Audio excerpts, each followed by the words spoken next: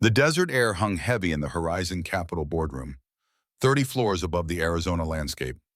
Maya Reyes stood alone, facing the polished mahogany table where 8 executives sat in perfect stillness.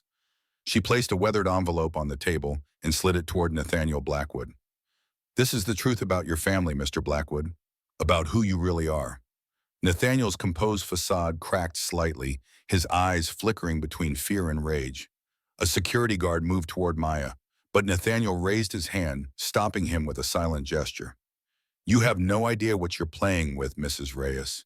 His voice was soft but carried the weight of decades of power. Maya didn't flinch. "I know exactly what I'm doing. The question is, do you know who you really are?" Nathaniel reached for the envelope with fingers that betrayed the slightest tremor. The room held its collective breath as he began to break the seal. 8 months earlier. The desert remembers what people forget. Maya Reyes had heard this from her grandmother Isabel so many times it had become a mantra, a whispered truth beneath the relentless Arizona sun. Standing now at the edge of 250 acres of seemingly worthless land, Maya felt the weight of those words settle into her bones as the evening light painted the scrubland in amber and gold. "You're really going through with this?" Marcus Bennett's voice carried a note of resigned concern as he leaned against his county water resource truck, squinting at the dilapidated ranch house in the distance. Maya didn't turn. "I already went through with it. $300 at the tax auction this morning. It's done." The property stretched before them on the abandoned Sterling Ranch, miles of sun-baked earth, scattered brush, and the skeletal remains of what had once been someone's dream. To most of Pine Creek, it represented nothing but rattlesnakes and failure. To Maya, it was something else entirely. "Your bookstore is barely staying afloat," Marcus continued, his tone gentle but persistent. "Clara's college fund needs attention, and you just spent your emergency savings on," he gestured broadly, "this." Now Maya turned, the fading sunlight catching in her dark hair, illuminating the determination in her eyes. At 43, her face carried the quiet dignity of someone who had endured loss without surrendering to it. "This land belonged to my family once," she said simply, "before Franklin Blackwood foreclosed on Isabel in '62. Marcus sighed. He'd heard the story throughout their 30 years of friendship, how the bank had manipulated water rights during the drought, how Isabel Reyes had fought and lost, how an entire legacy had been stripped away through questionable legal maneuvers. That was 60 years ago, Maya. Some wounds don't heal with time. She looked back at the property, especially when they're still bleeding. Deputy Gabriela Torres arrived in her patrol car, dust billowing behind her as she pulled up beside them. At 53, Torres had seen everything the county had to offer. Yet she regarded Maya with genuine curiosity as she stepped out, keys dangling from her fingers. "Most people celebrate buying property with champagne, not by rushing out to see a bunch of scrubland before sundown," she observed, handing Maya the gate keys. "County's been trying to unload this place for years. Your bid was the only one." "It's worth more than people think," Maya replied, accepting the keys. Torres raised an eyebrow. "The Sterling place has been abandoned since 2011. Last owner walked away during the recession. My grandmother used to say there's value here that goes beyond what the eye can see." Maya clutched the keys tightly. "I intend to find out what she meant." As Torres unlocked the gate, the rusted hinge protested with a sound like distant pain. "Your funeral," the deputy shrugged. "What a woman struggling to keep a bookstore wants with 250 acres of nothing is beyond me." Maya stepped onto the property, her property now, and felt something shift somewhere, a sense of reconnection to something long severed. "I'll be back before dark," she told Marcus. "Tell Clara I'll help with her science project when I get home." Marcus nodded reluctantly. "Just be careful. That house probably has more wildlife than furniture at this point." Left alone, Maya drove her weathered station wagon down the rutted dirt road toward the abandoned ranch house. The structure stood like a sentinel against the darkening sky, windows empty and watching. $300 had seemed like madness to everyone in Pine Creek. To Maya, it was the price of reclamation. 15 miles away, in the sprawling Blackwood estate that overlooked Pine Creek from the foothills, Nathaniel Blackwood stood in his private study. The wall of windows offered a commanding view of the landscape that had been shaped by 3 generations of his family. At 61, He carried himself with the precise blend of charm and intimidation that had built Horizon Capital into a regional powerhouse. He studied the map spread across his desk, tracing the proposed route for the Heritage Tourism Project with a manicured fingertip. The multi-million-dollar initiative would connect historic sites across Sonora County, transforming struggling towns into destinations. His legacy project meant to cement the Blackwood name for another generation. A soft knock at the door interrupted his thoughts. "The board meeting is starting, Mr. Blackwood." His assistant's voice was deferential. "Ms. Washington is asking about the quarterly projections." Nathaniel straightened his tie. "Tell them I'll be right there." When the door closed, he moved to the far wall, entering a combination into an antique bookcase that swung outward to reveal a small room. Inside, glass cases displayed artifacts from throughout the Southwest. Spanish colonial coins, Native American pottery, weathered documents in protective sleeves. His private collection, known to only a handful of people. He paused at a faded map from 1780, his fingers hovering over a particular section marked with a symbol that resembled a well.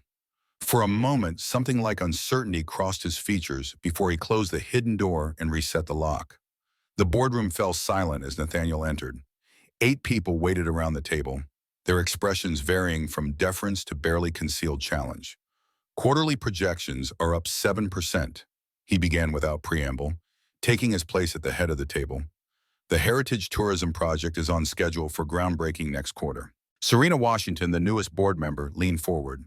At 52, she had made her reputation challenging the old guard of Sonora County business. "The State Attorney General's office has been asking questions about our archaeological practices," she said, "particularly regarding sites along the proposed route."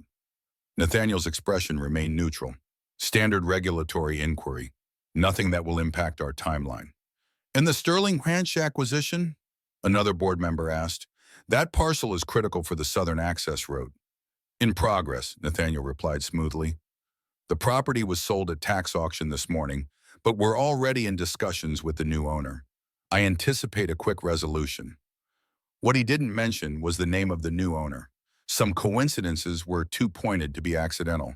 Some ghosts refused to stay buried. The apartment above Turning Page's bookstore had never felt smaller. Maya set her bag down on the kitchen counter as Clara looked up from her textbooks spread across the dining table. "How was the wasteland?" Clara asked, her 15-year-old face a perfect blend of Maya's features and her late father's directness. "It's not a wasteland," Maya replied, studying her daughter. In the 3 years since Daniel's death from cancer, Clara had developed a pragmatism that sometimes bordered on cynicism. "It's part of our family history. So is the bookstore Dad helped you open, and it's about to go under because we can't compete with Amazon." Clara gestured to the stack of bills on the counter. "William Blackwood's grandfather foreclosed on great-grandma's property 60 years ago. Ancient history." "William Blackwood?" Maya paused. "You know Nathaniel's grandson?" Clara shrugged. "He's a senior at my school. Not like we hang out. His family owns half the county." Maya settled across from her daughter, noting the science fair display board with "Desert Water Conservation" written across the top. "I'm sorry I wasn't here to help with your project." "It's fine," Clara said, though her tone suggested otherwise. "Marcus texted that you bought the property for $300. It was a tax auction. People are talking about it. They think you've lost your mind." Clara's eyes met her mother's. "Have you?" Maya reached for her daughter's hand. "When your dad got sick, I promised him I'd take care of you and find a way to make things right with our family's past. This is part of that promise." "Dad would want you to be practical," Clara replied, pulling her hand away. "The mortgage is late again. The bookstore needs new inventory, and you bought a dirt farm with rattlesnakes." "It's more than that." "Then explain it to me." Maya hesitated. How could she explain what she didn't fully understand herself? The stories Isabel had told about water rights and hidden value. The way the old woman's eyes would grow distant when speaking of the land that had been in their family for generations before Franklin Blackwood had taken it away. "I will," she promised, "once I understand it better myself."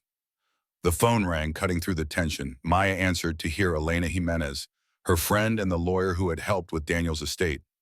"Maya, I heard about the Sterling Ranch purchase." Elena's voice carried a mix of concern and curiosity. Are you aware Horizon Capital has been trying to acquire that parcel for their heritage tourism project? I had no idea, Maya replied, feeling Clara's eyes on her. Well, they know now. Rebecca Winters from their acquisition team has been asking around town about you. Just thought you should know. After hanging up, Maya found Clara watching her with a new intensity. What's going on, Mom? I'm not sure yet, Maya admitted, but it seems the land might be worth more than $300 after all. William Blackwood stood at the edge of his grandfather's estate, watching the sunset paint the desert in shades of fire. At 17, he carried the Blackwood features, tall with sharp cheekbones and penetrating eyes, but none of the family's legendary coldness. The sprawling mansion behind him represented everything he was supposed to value: power, wealth, legacy. Yet lately he found himself questioning the foundations upon which that legacy was built. His phone buzzed with a text from his friend. Did you hear about the tax auction? Some woman bought that old ranch your grandfather's been after. William frowned. His grandfather rarely discussed business at home, but he'd overheard enough to know the heritage tourism project was Nathaniel's obsession. The strange part was the old man's fixation on specific properties along the route, particularly the abandoned Sterling Ranch. From the terrace came the sound of his grandfather's voice, sharp with rare anger. William moved closer, staying in the shadows. I don't care what it costs, Nathaniel was saying into his phone. Make contact tomorrow. Initial offer at 30 times her purchase price. If she hesitates, increase accordingly. I want this resolved quickly and quietly. There was a pause as the person on the other end spoke. No, I don't want my name anywhere near this. Use the standard acquisition team and find out everything you can about her. Maya Reyes. Yes, that's her name. William felt a chill that had nothing to do with the desert evening. He'd heard that name before. Reyes. Clara Reyes was in his biology class. Quiet, smart, with a directness that stood out among their peers. She'd mentioned once that her family had deep roots in Pine Creek. As his grandfather ended the call, William caught a glimpse of something unusual: uncertainty on the face of a man who prided himself on absolute control. For a moment, Nathaniel looked older, vulnerable in a way William had never seen before. Whatever this was about, it went beyond business. And William couldn't shake the feeling that somewhere beneath the surface of Horizon Capital's heritage tourism project lay secrets his grandfather would do anything to keep buried. Maya woke before dawn, her mind cycling through possibilities. The bookstore wouldn't open until 10, giving her time to return to the Sterling Ranch in the clear morning light. The desert transformed at sunrise, harsh lines softening in the gentle glow. As Maya parked near the abandoned ranch house, she noticed details missed the evening before. The careful stonework of the foundation, the positioning that maximized views of the distant mountains. Inside, the house was exactly as she'd expected: a shell filled with dust and abandonment. Broken furniture, scattered papers, the ghostly outlines on walls where pictures had once hung. In what had been the kitchen, a calendar from 2011 marked the moment when the last occupants had walked away. Maya moved methodically through the rooms, mentally cataloging what might be salvaged versus what would need to be demolished. Her trained eye, the result of an environmental science degree and 2 years with the County Water Conservation Board, assessed structural integrity with professional detachment. Behind the house, a rocky outcropping caught her attention. According to the property maps, one of the old wells should be located there. With her water assessment equipment in hand, she made her way carefully over the uneven ground. The well wasn't what she'd expected.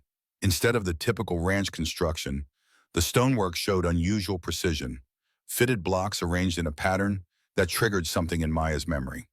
Her grandmother's stories had mentioned a well with stones that spoke to those who knew how to listen. As she examined the structure more closely, something glinted in the dirt nearby. Maya knelt, brushing away decades of accumulated dust to reveal a coin. Not just any coin, but what appeared to be a Spanish real, its surface worn but still showing the distinctive shield and pillars design of colonial currency. Her heart raced as she pocketed the coin, taking photographs of the well structure with her phone. This could explain why Isabel had fought so desperately to keep this land, why she'd spoken of hidden value that went beyond water rights. The sound of an approaching vehicle pulled Maya from her thoughts. A sleek black SUV navigated the rutted road with obvious difficulty, looking as out of place as formal attire at a swimming pool. It came to a stop beside her station wagon, dust settling around its gleaming exterior. The woman who emerged was in her early 30s, her business suit as incongruous with the desert landscape as her vehicle. She approached with professional confidence that faltered slightly when her heels sank into the soft earth. "Mrs. Reyes, I'm Rebecca Winters, acquisition specialist for Horizon Capital." She extended a manicured hand.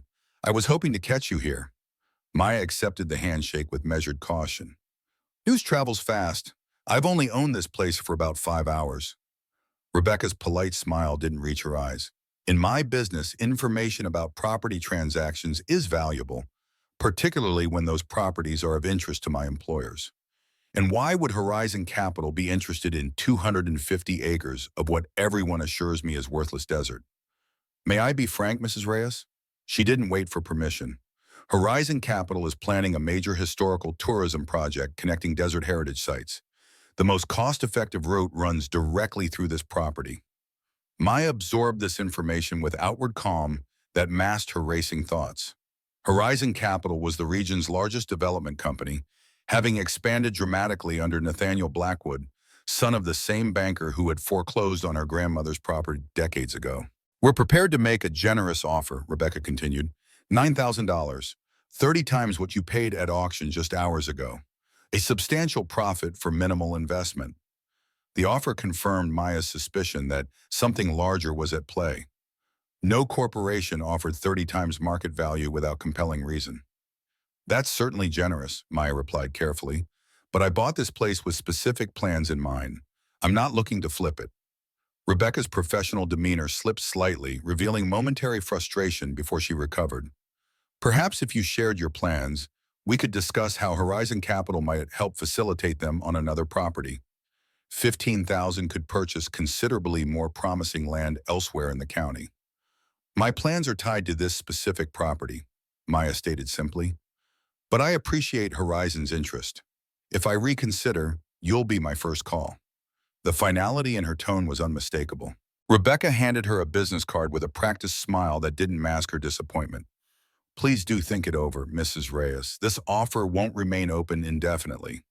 As the black SUV disappeared down the dirt road, kicking up dust that glowed orange in the setting sun, Maya's mind worked through the implications. Why would Horizon Capital send a representative hours after her purchase? The proposed heritage tourism route explained their interest superficially, but not the urgency or the inflated offer. Looking down at the Spanish coin in her palm, Maya felt certainty crystallize. This wasn't just about a tourism route. Somewhere beneath the sun-baked earth of Sterling Ranch lay secrets worth far more than $9,000. Secrets connected to her family's past and to the Blackwood Empire that had been built on its ruins. The desert remembers what people forget. Perhaps it had been waiting all these years for someone who knew how to listen. The morning light streamed through the windows of turning pages, casting warm rectangles across the worn wooden floors. Maya adjusted a display of Southwestern history books, straightening spines with careful precision. The small bookstore had been her and Daniel's dream, a community space where stories mattered more than algorithms. 3 years after his death, keeping it afloat felt like keeping a piece of him alive. The bell above the door chimed as Professor Martin Chen entered. At 67, the community college historian combined academic rigor with desert-weathered practicality. "Maya, good morning." His eyes crinkled with genuine warmth. "I heard about your purchase at the tax auction. The Sterling Ranch, yes? Quite the topic of conversation around town." Maya smiled. "News travels fast in Pine Creek. Small towns run on gossip and coffee, not necessarily in that order." He browsed the Southwestern history section. "Any particular reason you've expanded the regional history selection?" Maya hesitated, then reached into her pocket. "I found something at the property yesterday." She placed the Spanish coin on the counter between them. "I was hoping you might tell me what it is." Professor Chen's casual interest transformed instantly. He removed a jeweler's loupe from his pocket and then bent to examine the coin with professional intensity. "May I?" At Maya's nod, he picked it up carefully. "This appears to be a Spanish colonial real, likely late 1700s. Where exactly did you find it? Near an unusual stone well structure on the property. Maya showed him the photographs on her phone. The stonework seemed different from the rest of the structures. Chen studied the images, his expression growing increasingly animated. This pattern, he pointed to the arrangement of cornerstone pieces. This isn't typical ranch construction. The specific positioning of these stones follows colonial Spanish techniques, particularly those associated with mission caches. Caches? Secure storage locations. During the colonial period, missions would sometimes create hidden storage for valuables, religious artifacts, documents, coins, especially in remote areas or during times of conflict. He looked up at Maya, excitement evident in his eyes.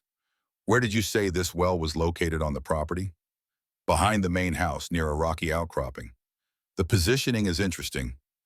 Historical records indicate several missions established outposts along what would have been the old Spanish routes through this region. He handed the coin back to Maya. This single coin might not be valuable in itself, perhaps a few $100s depending on condition, but the historical context of where you found it could be far more significant. Maya felt a quickening of her pulse. My grandmother used to tell stories about our family land having hidden value greater than water in the desert. I always thought she was speaking metaphorically about the water rights. Chen leaned forward, his academic interest fully engaged. Mrs. Reyes, I think your property merits proper archaeological investigation. If you found one coin, there could be more. And if that well structure is what I suspect, it could indicate something of historical significance. Horizon Capital seems to think so too, Maya replied, explaining their urgent interest. The professor's expression darkened. Nathaniel Blackwood's company has been buying up properties with historical significance throughout the region, developing some and keeping others locked away from research access. Many in the historical community have concerns about their practices. The hallways of Pine Creek High School echoed with the controlled chaos of changing periods. Clara Reyes moved against the flow of students, clutching her biology textbook. Her science fair project on desert water conservation had earned second place. Not that her mother had been there to see it. Hey, Reyes? The voice came from behind her. Clara turned to find William Blackwood leaning against the lockers. Tall, with dark hair perpetually falling across his forehead, he carried himself with the casual confidence of someone whose family name opened doors. What do you want, Blackwood? Her tone was deliberately neutral. Heard your mom bought the Sterling Ranch at the tax auction. He fell into step beside him. My grandfather seems unusually interested in that property. Clara studied him, searching for mockery. Finding none, she answered cautiously. Yeah, she did. $300 for a bunch of dirt and rattlesnakes. Everyone thinks she's lost her mind. Maybe she knows something other people don't. This unexpected response made Clara pause. Like what? William glanced around, then lowered his voice. I overheard my grandfather on the phone last night. He's willing to pay 30 times what your mom paid. That's not normal business practice. Why are you telling me this? Because something doesn't add up. William's expression grew serious. My grandfather's obsessed with that property. It's part of some heritage tourism project, but there are easier routes that wouldn't require that specific parcel. Clara felt a flicker of unease. So? So maybe there's more to that worthless dirt than rattlesnakes.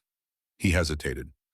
Look, our families have history, not good history, but that doesn't mean we can't talk. Before Clara could respond, the warning bell rang. William straightened. Just tell your mom to be careful. My grandfather doesn't like losing. As he walked away, Clara stood frozen, processing his warning. It was the first time a Blackwood had acknowledged the history between their families, without dismissing it as ancient water under the bridge. Nathaniel Blackwood's private office at Horizon Capital occupied the corner of the 30th floor, with floor-to-ceiling windows offering commanding views of the landscape.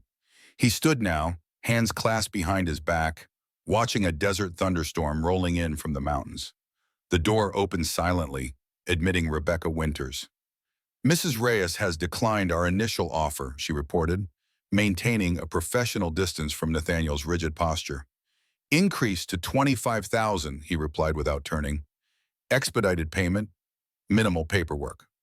Sir, that's more than 80 times her purchase price.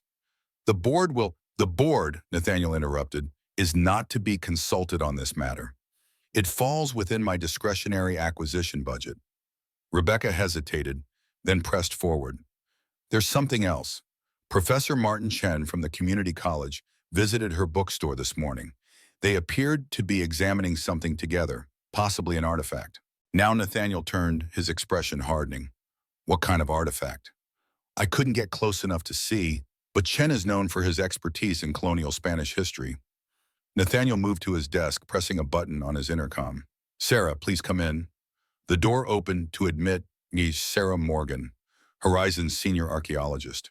In her late 40s, with the weathered appearance of someone who spent considerable time at dig sites, she carried herself with quiet competence. Dr. Morgan, what's the status of the Heritage Tourism Project survey? Nathaniel asked without preamble. On schedule, she replied. We've completed preliminary assessments of all properties along the northern route and the alternative southern route through the Sterling Ranch. Sarah's expression remained carefully neutral. As I've reported previously, the southern route presents certain challenges. The geological formations there could potentially contain. I'm aware of your concerns, Nathaniel cut her off. What I need to know is whether those concerns have been shared outside Horizon Capital. Not by me or my team, Sarah answered, her gaze direct. Though the academic community has speculated about potential archaeological significance in that area for decades. After Sarah departed, Nathaniel returned to the window. The storm had moved closer, dark clouds swallowing the distant mountains. His reflection in the glass looked older, the weight of generations visible in the set of his shoulders. He reached into his pocket, removing a small object that caught the light, a Spanish colonial coin identical to the one Maya had found. He turned it between his fingers, a habit developed over decades of carrying it as a reminder of what was buried beneath the Sterling Ranch. Some secrets, like the desert itself, required careful management to ensure they remained hidden from those who wouldn't understand their true value. The storm that had threatened all afternoon finally broke as Maya drove home, rain lashing against her windshield in sudden, violent sheets. Desert storms came rarely but intensely, transforming dry washes into raging torrents within minutes. She pulled into the small parking area behind Turning Pages, dashing through the downpour to the back entrance. The bookstore was closed on Mondays, the interior dark except for a single light in the small office. Maya froze in the doorway. Nathaniel Blackwood stood examining the Southwestern history display, his tailored suit as out of place in the modest bookstore as a peacock among sparrows. Mrs. Reyes, he turned, unperturbed by her startled expression. Forgive the intrusion. Your assistant mentioned you might return soon. Maya stepped inside, leaving a deliberate distance between them. Most people call before dropping by, Mr. Blackwood. Direct conversations seemed more appropriate given our family's history. His gaze swept the bookstore with casual assessment. Charming establishment. I see why you might be reluctant to shift your focus to property development. I wasn't aware the CEO of Horizon Capital makes personal visits regarding routine property acquisitions. A tight smile crossed his features. The Sterling Ranch acquisition has certain timelines that warrant my direct involvement. I understand Miss Winters conveyed our revised offer. She did, Maya confirmed, finally turning to face him directly. As I told her, I'm not interested in selling. Blackwood studied her with the practiced assessment of someone accustomed to identifying leverage points. Mrs. Reyes, I appreciate sentimental attachments. I understand this property once belonged to your family before unfortunate circumstances led to its transfer. The deliberate reference to the historic connection between their families confirmed what Maya had begun to suspect. Blackwood knew exactly who she was and the property's significance to her family history. Sentiment is part of it, Maya acknowledged. But I'm also curious why Horizon Capital is so interested in land that's supposedly worthless. A tourism route is hardly worth $25,000 for a small section of access. Horizon's investments look beyond surface appearances, Blackwood countered smoothly. And I'm prepared to increase our offer to $50,000 in recognition of your family's historical connection to this property. The significant escalation of the offer crystallized Maya's suspicions more effectively than any archaeological evidence could have. And if I told you Professor Chen believes there might be a Spanish colonial cache beneath the old well structure? For a brief moment, Blackwood's composed facade cracked. a flicker of calculation and concern crossing his features before the confident mask returned. Speculation based on a single old coin would be a risky basis for turning down a guaranteed return, he said. Archaeological investigation costs tens of thousands of dollars with no certainty of results. Yet Horizon Capital seems willing to pay well above market value to acquire this specific property, Maya observed. That suggests your company has information beyond what's publicly available. Blackwood studied her with new intensity, reassessing the widow bookstore owner he had clearly underestimated. I'll be direct, Mrs. Reyes. Horizon conducted historical research on this region years ago. The results suggested potential significance worth investigating. The same property that once belonged to my family before your father foreclosed on it, Maya noted, the historical connections suddenly taking on new significance. Ancient history, Blackwood dismissed with a wave of his hand, business decisions from another era. My interest is purely in current opportunities. He paused, recalibrating his approach. 75,000, Mrs. Reyes, final offer, contingent on immediate acceptance. The escalation from 9,000 to 75,000 in the space of a single day told Maya everything she needed to know about the potential value hidden beneath her supposedly worthless land. I think I'll hold on to it for now, she replied calmly. See what my own exploration reveals. Blackwood's expression hardened, the pretense of friendly negotiation evaporating. Individual property owners rarely have the resources to properly develop historical discoveries, Mrs. Reyes. The expertise, the preservation requirements, the security considerations, they're prohibitive for someone in your position. Perhaps, Maya acknowledged, but I have something you apparently want quite badly. That creates options I didn't have yesterday. The sound of the front door opening interrupted their standoff. Clara entered, soaked from the rain, stopping short at the sight of Nathaniel Blackwood in their bookstore. Clara, Maya said, tension evident in her voice. This is Mr. Blackwood from Horizon Capital. Recognition flashed in Clara's eyes. William's grandfather. Something shifted in Blackwood's expression at the mention of his grandson. You know William? We go to school together, Clara replied, her tone neutral but watchful. I see. Blackwood's assessment now included Clara, noting the resemblance to Maya. Well, I should be going. Mrs. Reyes, please consider my offer. Opportunities like this are time-sensitive. As Blackwood returned to his town car, the tension in his posture revealed the failed negotiation had unsettled him more than he wanted to show.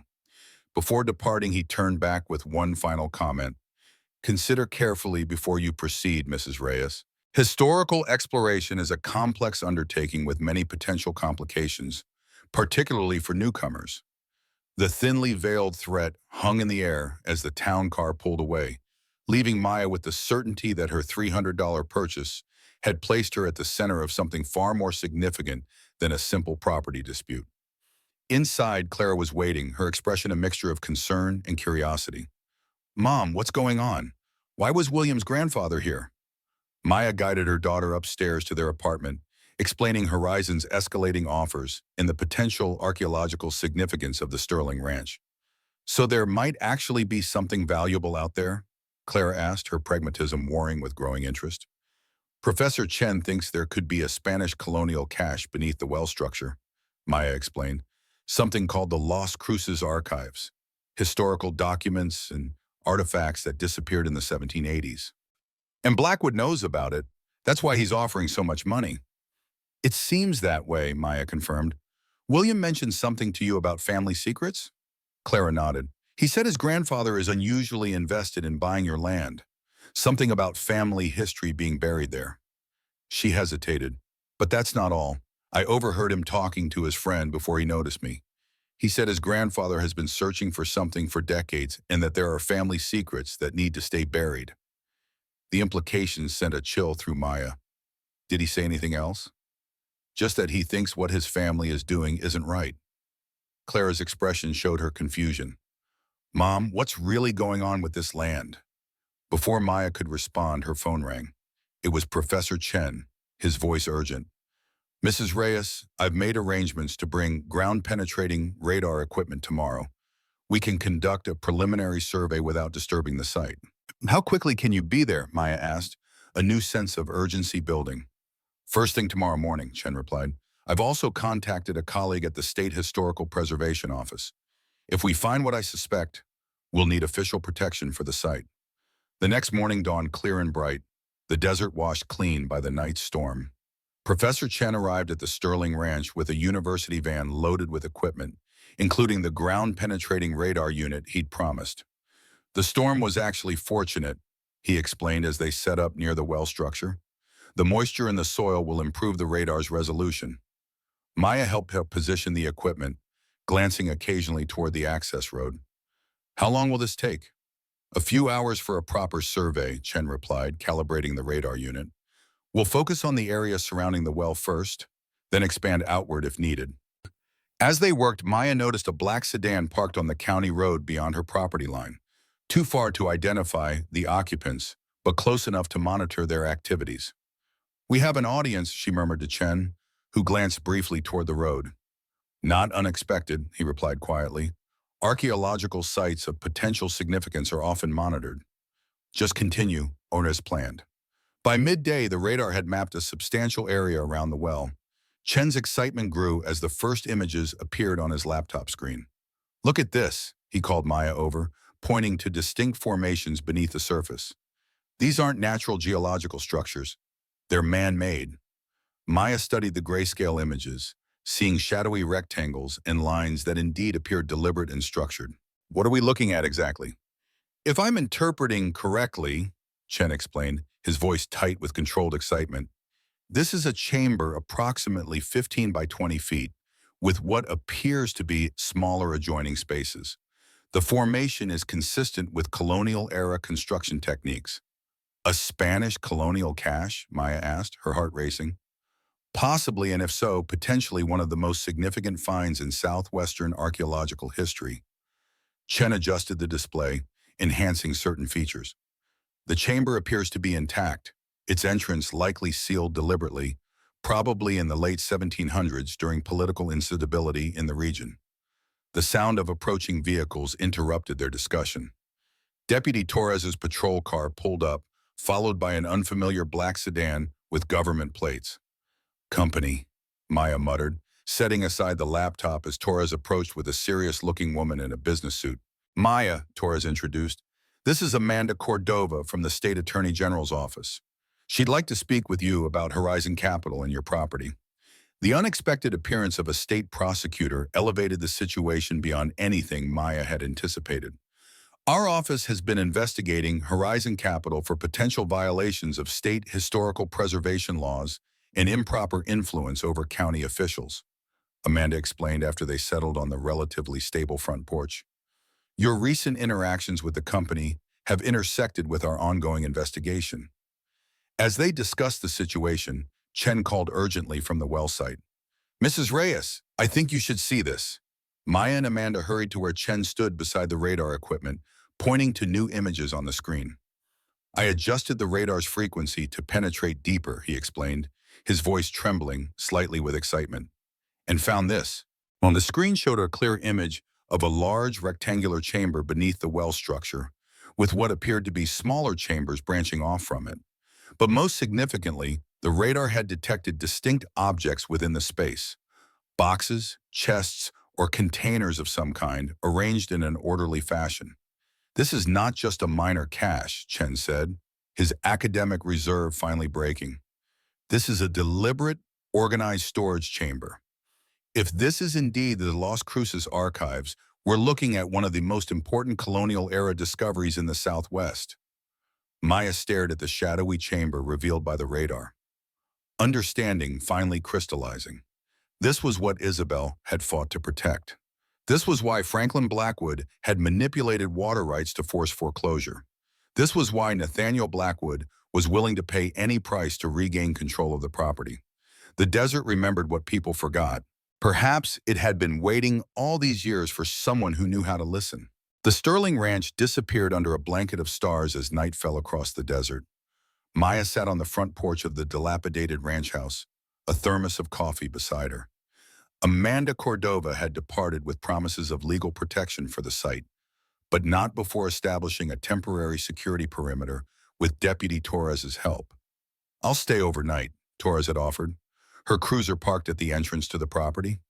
Make sure no one gets curious about all this activity. Professor Chen had reluctantly packed his equipment, promising to return with a full archaeological team as soon as the state paperwork cleared. The day's discovery, a hidden chamber beneath the well structure, had transformed what began as a sentimental land purchase into something far more significant. Maya's phone buzzed with a text from Clara. "Everything okay? When are you coming home?" She responded quickly. "All fine, just wrapping up. Home soon." The desert night carried a profound silence, broken only by the occasional call of coyotes in the distance. Maya tried to imagine Isabel here decades earlier, fighting to protect this land and whatever secrets it held. What had her grandmother known about the chamber beneath the well? Had she understood its historical significance, or had she simply been protecting family property against Franklin Blackwood's manipulations? The sound of tires on gravel pulled Maya from her thoughts. A modest sedan approached slowly, its headlights illuminating swirls of dust.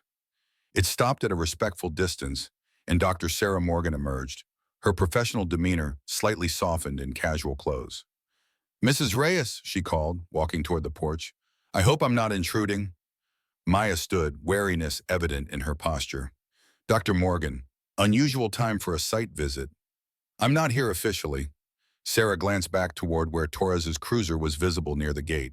"I assume that's related to today's discovery." "News travels fast." "In archaeological circles, yes." Sarah hesitated, then continued with newfound resolve.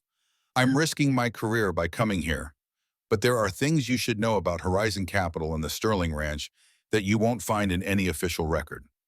Maya studied the archaeologist's face, searching for deception and finding only conflicted determination. "I'm listening." Sarah joined Maya on the porch, her voice lowered despite the empty desert surrounding them. "The alternative route for the heritage tourism project that Blackwood rejected? I designed it. It's actually more cost-effective and causes less environmental impact. There was no logical reason to insist on the Sterling Ranch route." "Except what's beneath it," Maya concluded. "Exactly.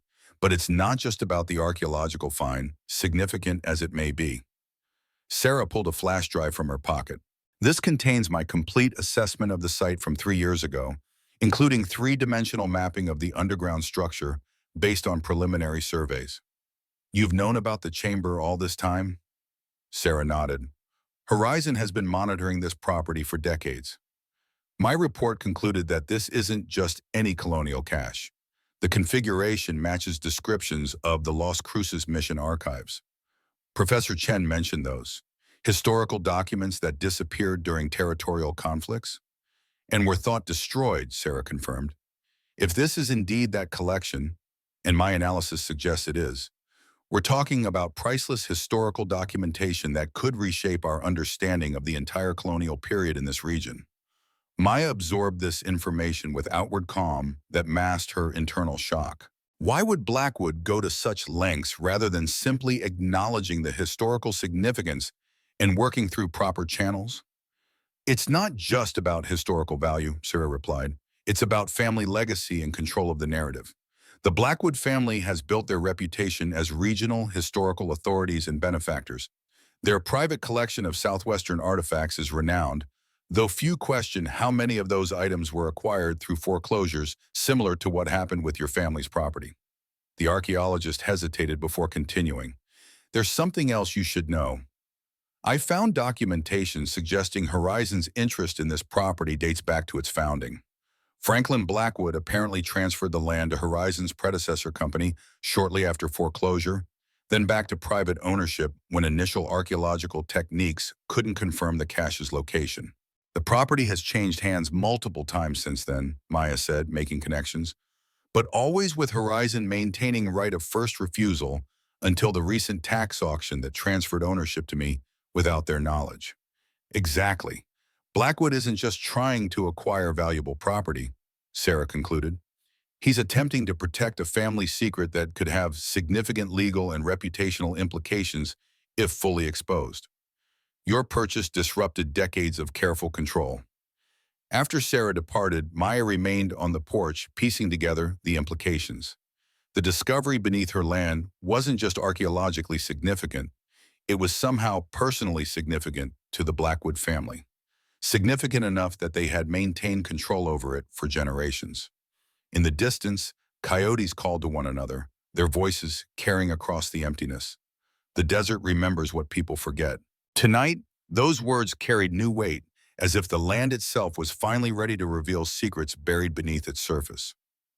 The following morning, Amanda Cordova met Maya at the county courthouse, where preliminary protective orders were being filed to secure the Sterling Ranch site.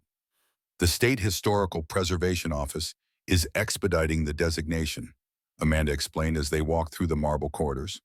Once approved, any disturbance of the site without proper archaeological protocols will be a criminal offense. How long will that take? Normally weeks, but given our office's ongoing investigation into Horizon Capital, I've managed to get emergency temporary protections in place by end of day.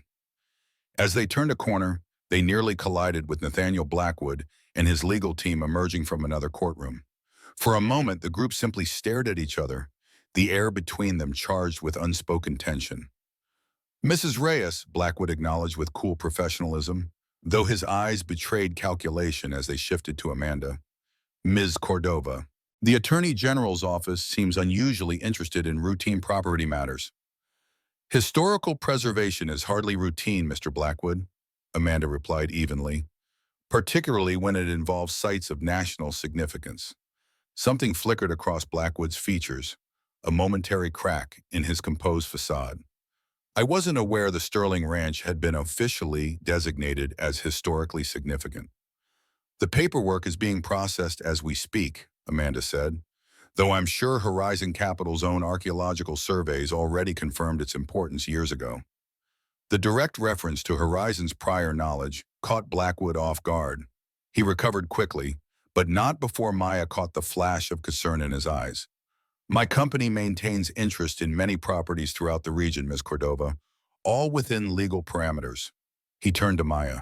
Mrs. Reyes, my offer remains open for 24 more hours. After that, market forces will take their natural course. As Blackwood and his legal team continued down the corridor, Amanda's expression hardened. That wasn't a vague threat. He's planning something specific. Can he challenge the historical designation? He can try, but that's not what concerns me.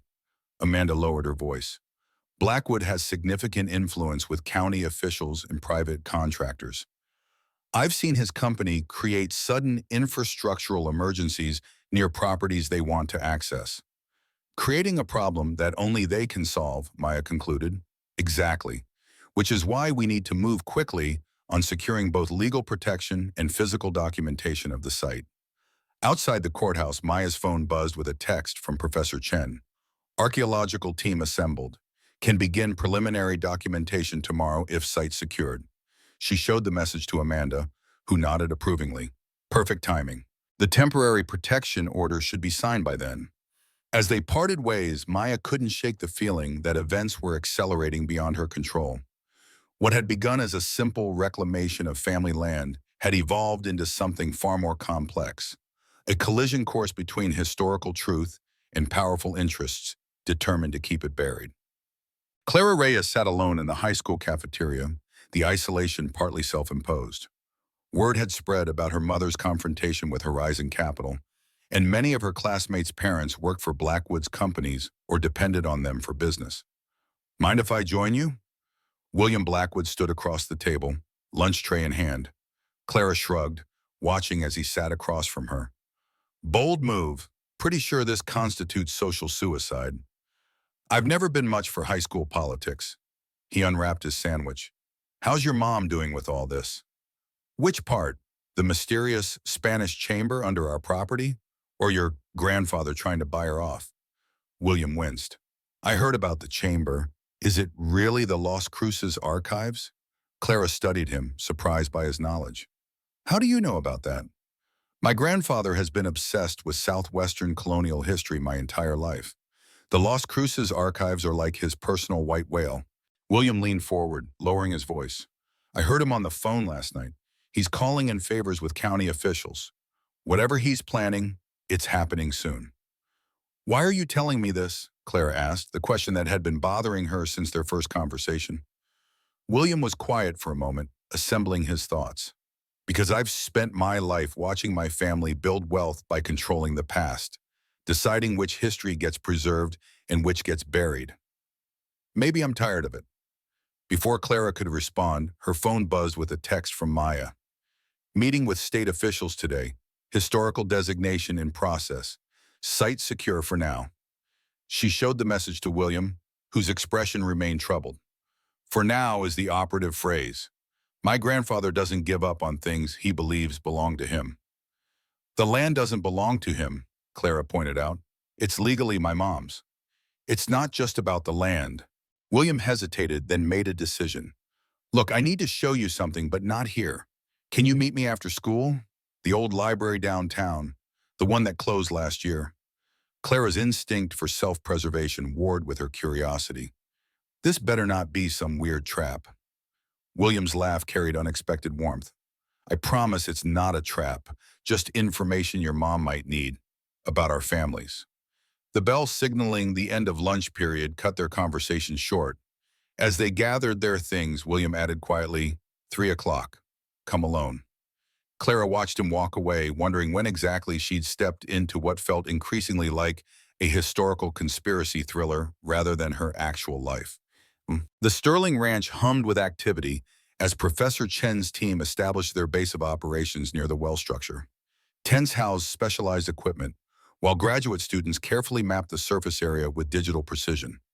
Maya watched from the shade of a portable canopy, trying to process how quickly her quiet purchase had transformed into an archaeological expedition. Chen approached, tablet in hand, his excitement barely contained beneath professional decorum. The ground-penetrating radar results have been analyzed more thoroughly, he explained, showing Maya enhanced images of the chamber beneath the well.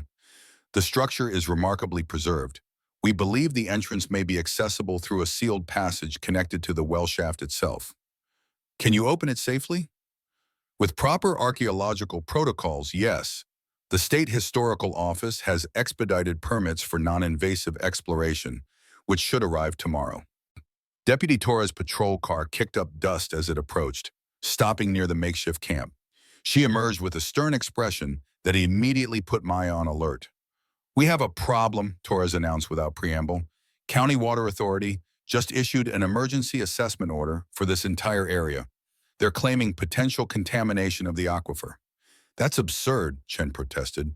This property has been abandoned for years without any water quality concerns. Suddenly, it's an emergency, Torres agreed, her tone making clear she understood the manipulation at play. They've scheduled emergency drilling to begin tomorrow morning, directly through your historical site. Maya's stomach dropped. Amanda warned me about this. Blackwood creating an infrastructure emergency.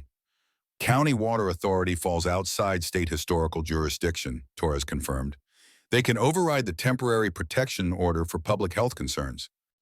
Convenient timing, Maya observed bitterly. Too convenient to be coincidental, Chen agreed. But we have one advantage. We're already here with equipment. We can document everything before they arrive. Maya made a quick decision. How quickly can you access the chamber? Chen glanced at his team, calculating. With expedited protocols and working through the night, possibly by dawn. Then let's do it, Maya said. I want whatever's down there documented and secured before the county brings in drilling equipment. As the archaeological team shifted into high gear, Maya stepped away to call Amanda with the update. The prosecutor's response was measured but concerned. This is textbook Blackwood, she confirmed. Create a crisis that gives legal access to a property they want. I'll file emergency motions to block the drilling, but it may not be resolved before morning. We're going to try to access the chamber tonight, Maya explained.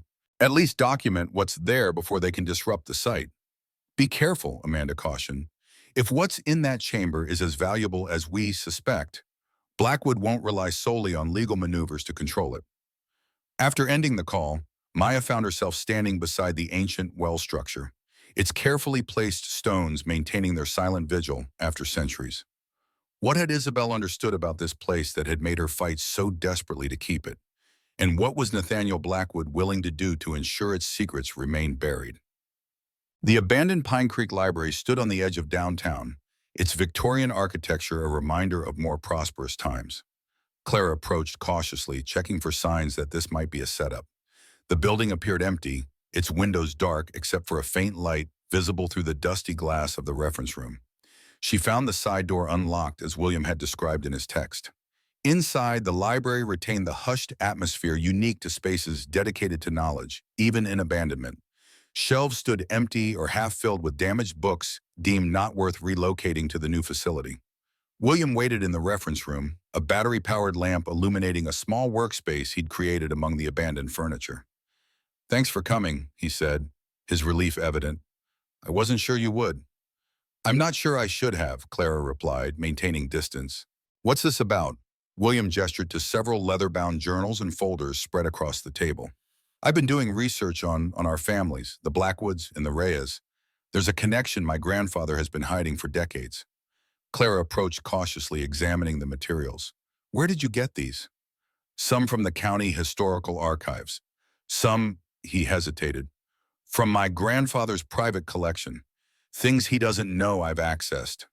"You stole from your grandfather?" "Borrowed," William corrected, "and only because I think the truth matters more than family loyalty in this case." Clara picked up a faded photograph showing a man and woman standing beside a well structure, the same one on the Sterling Ranch. "Who are these people?" "That's Franklin Blackwood, my great-grandfather, and the woman," William paused significantly, "is Isabel Reyes." Clara studied the image more closely. The couple stood with unmistakable intimacy, the man's hand resting on the woman's back in a gesture that suggested more than casual acquaintance. "They knew each other," she said, surprise evident in her voice. "Before the foreclosure?" "More than knew each other." William opened one of the journals, revealing handwritten pages in elegant script. "This belonged to Isabel. My grandfather keeps it in his private safe, along with other sensitive family documents." Clara's eyes widened.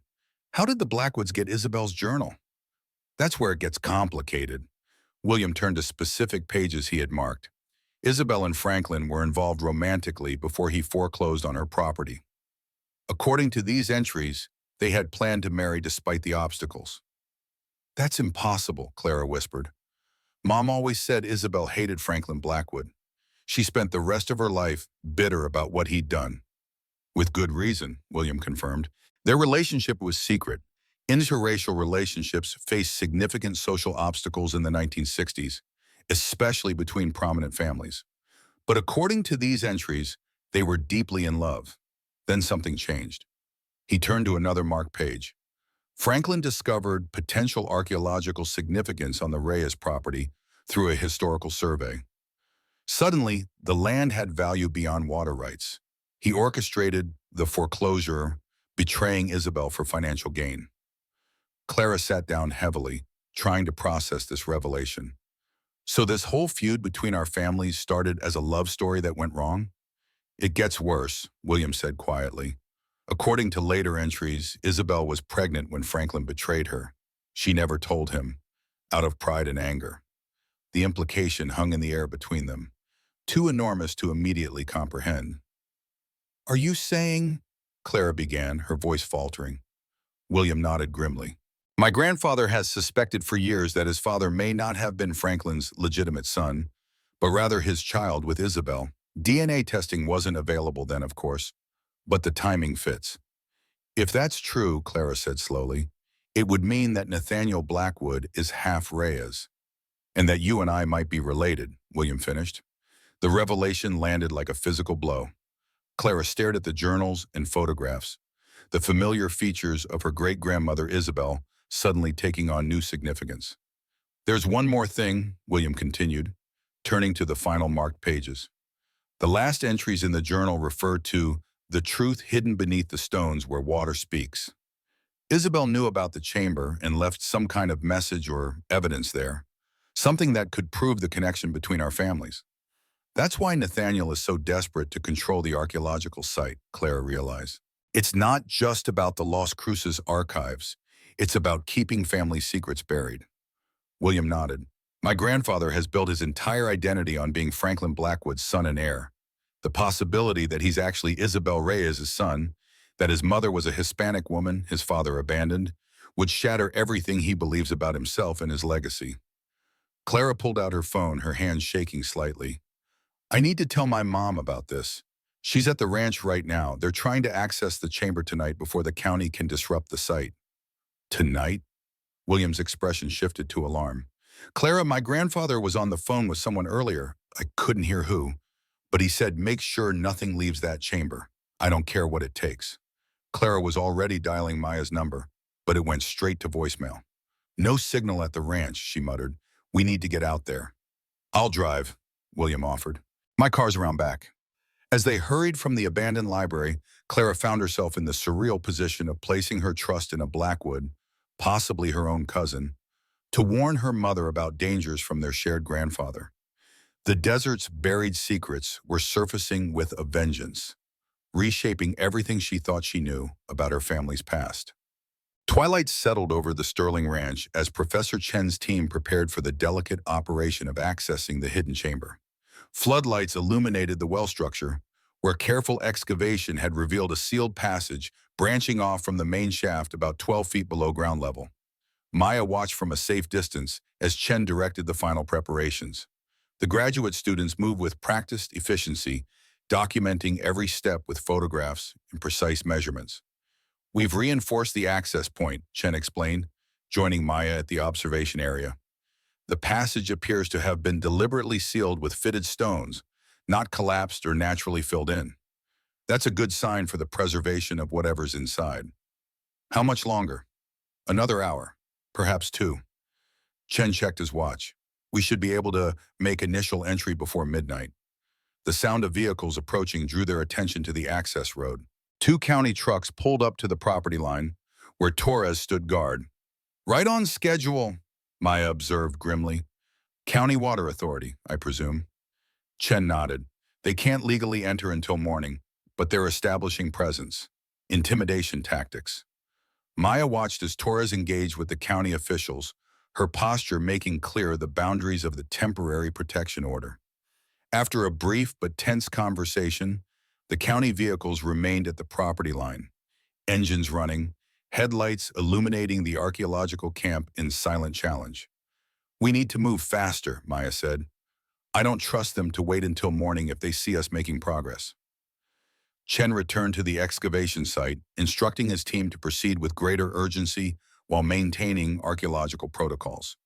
Maya circled the perimeter, checking in with the graduate students positioned as lookouts around the property. The desert night deepened around them, stars emerging in breathtaking clarity. Maya found herself drawn back to the well structure, where the excavation team had made significant progress. The sealed passage was now fully exposed, its carefully fitted stones a testament to colonial craftsmanship. We're ready for initial entry, Chen announced, his voice tightly controlled despite his evident excitement. The sealing stones can be removed without damaging the structural integrity. Maya joined him at the edge of the excavation, where special lighting illuminated the exposed passage. The archaeological team had established a pulley system to carefully remove the stones blocking the entrance. Mrs. Reyes, Chen said formally, would you like to do the honors of authorizing the opening? It is, after all, your property. Maya nodded, suddenly aware of the historical significance of the moment. Proceed with the opening. The team worked with methodical precision, removing the sealing stones one by one, documenting each step. As the final stone was lifted away, a rush of stale air emerged from the passage, air that had been sealed within for centuries. Oxygen levels are safe, one of the graduate students announced, checking a handheld monitor. Temperature stable. Chen prepared to enter the passage first, equipment secured and safety protocols in place. We'll proceed with extreme caution. Initial documentation only. No artifacts will be removed until full protocols are established. As he disappeared into the narrow passage, Maya felt a profound connection to Isabel. How had her grandmother known about this chamber? Had she somehow accessed it herself or merely protected the land knowing what lay beneath? Minutes stretched into a tense half-hour before Chen's voice crackled over the radio. You need to see this, Mrs. Reyes. It's beyond our expectations. Properly equipped with safety gear, Maya followed the guide rope into the passage. The narrow tunnel extended about 20 feet before opening into a larger space. As she emerged into the chamber, The beam of her headlamp illuminated what centuries of darkness had protected. The room was approximately the size Chen had predicted from the radar images, its walls constructed of fitted stone similar to the well above. But it was the contents that took Maya's breath away. Wooden shelves lined the walls, still intact, holding leather-bound volumes and document cases. Chests and crates were arranged with careful precision on the stone floor, some bearing faded markings in Spanish. "The Los Cruces archives," Chen whispered, his academic composure momentarily abandoned in the face of the discovery. "Completely intact. This isn't just a cache, it's an entire library and collection, deliberately preserved." Maya moved carefully through the space, mindful not to disturb anything. The preservation was remarkable. The dry desert conditions and sealed environment had protected paper and leather from deterioration. "These appear to be mission records," Chen said, gesturing to one section of shelves. "And these," he indicated another area, "might be maps and geographical surveys. The historical value is incalculable." As Maya's light swept across the chamber, something caught her attention. A small alcove set into the far wall, separate from the main collection. Inside was a single wooden box, smaller than the others, with a symbol carved into its lid, a pattern that matched the stonework of the well above. "What's this?" she asked, approaching the alcove. Chen examined the box without touching it. "It appears to be set apart intentionally. The carving suggests personal significance rather than official documentation." Something about the box resonated with Maya, an inexplicable certainty that it was connected to Isabel. "Can we document this specifically before the county arrives?" Chen nodded, calling over a graduate student with specialized photography equipment. As they carefully documented the box and its position, the radio crackled with an urgent message from the surface. "Professor, we have a situation up here. County officials are attempting to enter the property, claiming emergency protocols have been activated." Chen responded immediately. "Maintain documentation. We're on our way up." As they hurried back through the passage, Maya couldn't shake the feeling that the small carved box contained answers to questions that went beyond archaeological significance. Answers about her family, about Isabel, and about the true connection between the Reyes and Blackwood legacies. Emerging from the well passage, Maya found the archaeological camp in chaos. The county trucks had moved onto the property, officials in heated argument with Deputy Torres. More concerning were the additional vehicles that had arrived. Private security contractors wearing Horizon Capital insignia. "They're claiming water contamination has been detected," Torres explained, joining Maya and Chen.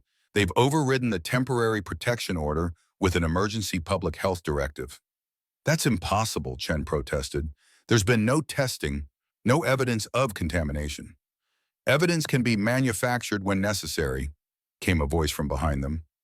Nathaniel Blackwood stood at the edge of the excavation site, his expression a careful mask of professional concern. "Particularly when public safety is at risk." Maya stepped forward, positioning herself between Blackwood and the well entrance. "This is a protected archaeological site, Mr. Blackwood. Your manufactured emergency doesn't change that."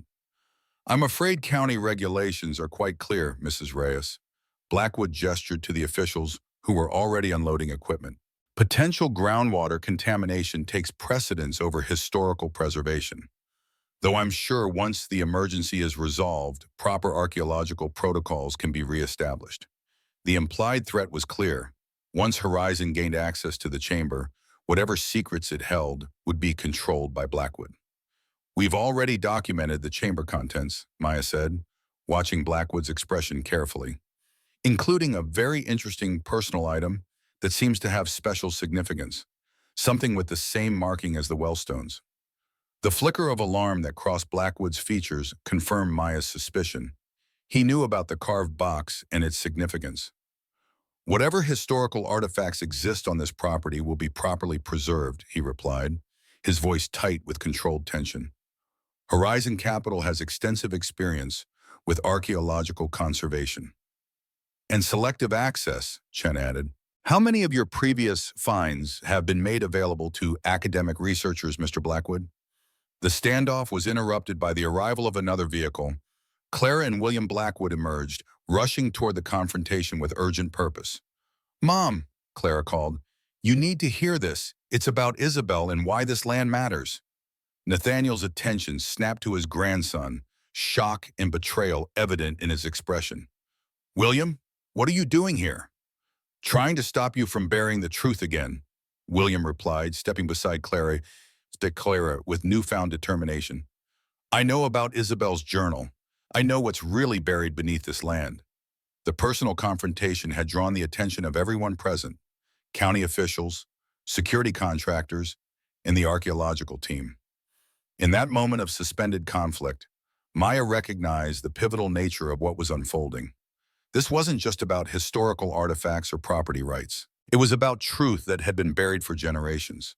Truth that connected her family to the Blackwoods in ways she had never imagined. The desert remembers what people forget. Tonight, those buried memories were finally surfacing, threatening to reshape not just the historical record, but the very foundations of identity that Nathaniel Blackwood had built his empire upon. The desert night held its breath. Floodlights cast harsh shadows across the Sterling Ranch as the confrontation crystallized around the well structure. Maya stood her ground between Nathaniel Blackwood and the chamber entrance, but her attention had shifted to Clara and William, their unexpected alliance transforming the standoff. What's this about Isabel's journal? Maya asked, her voice cutting through the tension. William stepped forward, clutching a leather-bound book. My grandfather has kept this hidden for decades. It belonged to your grandmother. Nathaniel's composed facade cracked. William, you have no idea what you're involving yourself in. Return that to me immediately. So you can keep burying the truth? William challenged, a lifetime of quiet obedience finally shattered. Isabel Reyes wasn't just another foreclosure victim. She was in love with Franklin Blackwood. They were planning to marry until he betrayed her for what's beneath this land. The revelation rippled through the assembled group. Deputy Torres exchanged glances with Professor Chen, while the county officials shifted uncomfortably, suddenly aware they were pawns in a deeply personal conflict. This is hardly the venue for family discussions, Nathaniel said, struggling to maintain control. These matters are private. Private like the fact that Isabel was pregnant when Franklin foreclosed on her property? Clara interrupted, standing shoulder to shoulder with William. Private like the possibility that you might actually be Isabel Reyes's son? The words landed like physical blows.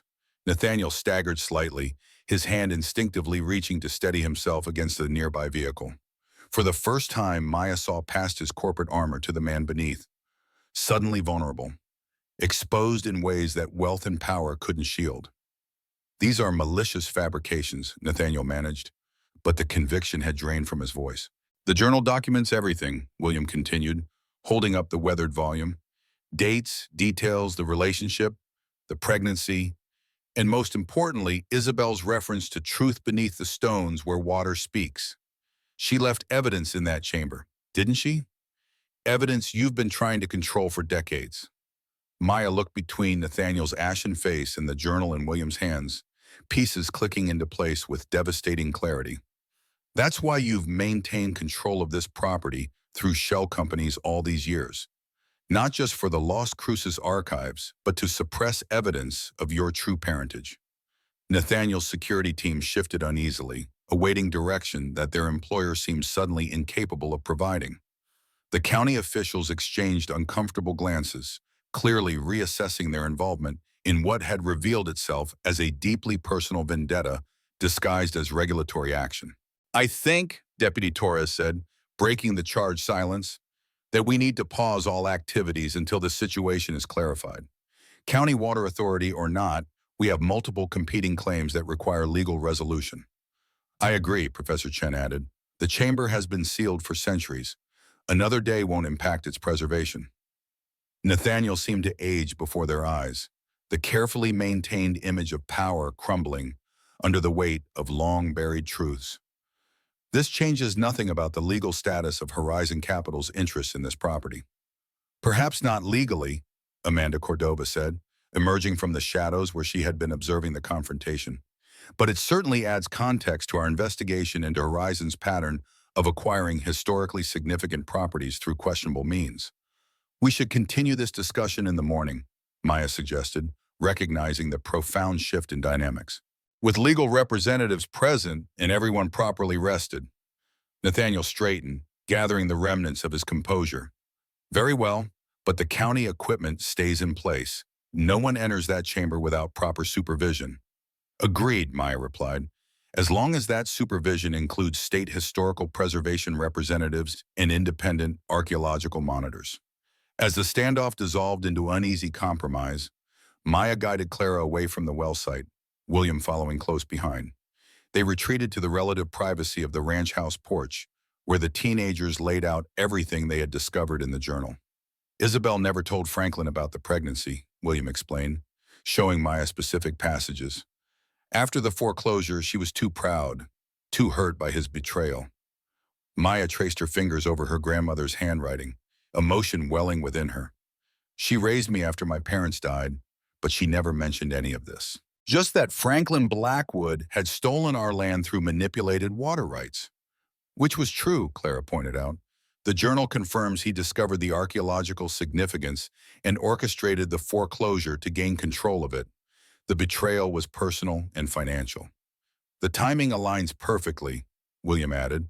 9 months after Isabel's last entry about being with Franklin, she notes the birth of a son she gave up for adoption to a suitable family who could provide advantages she couldn't.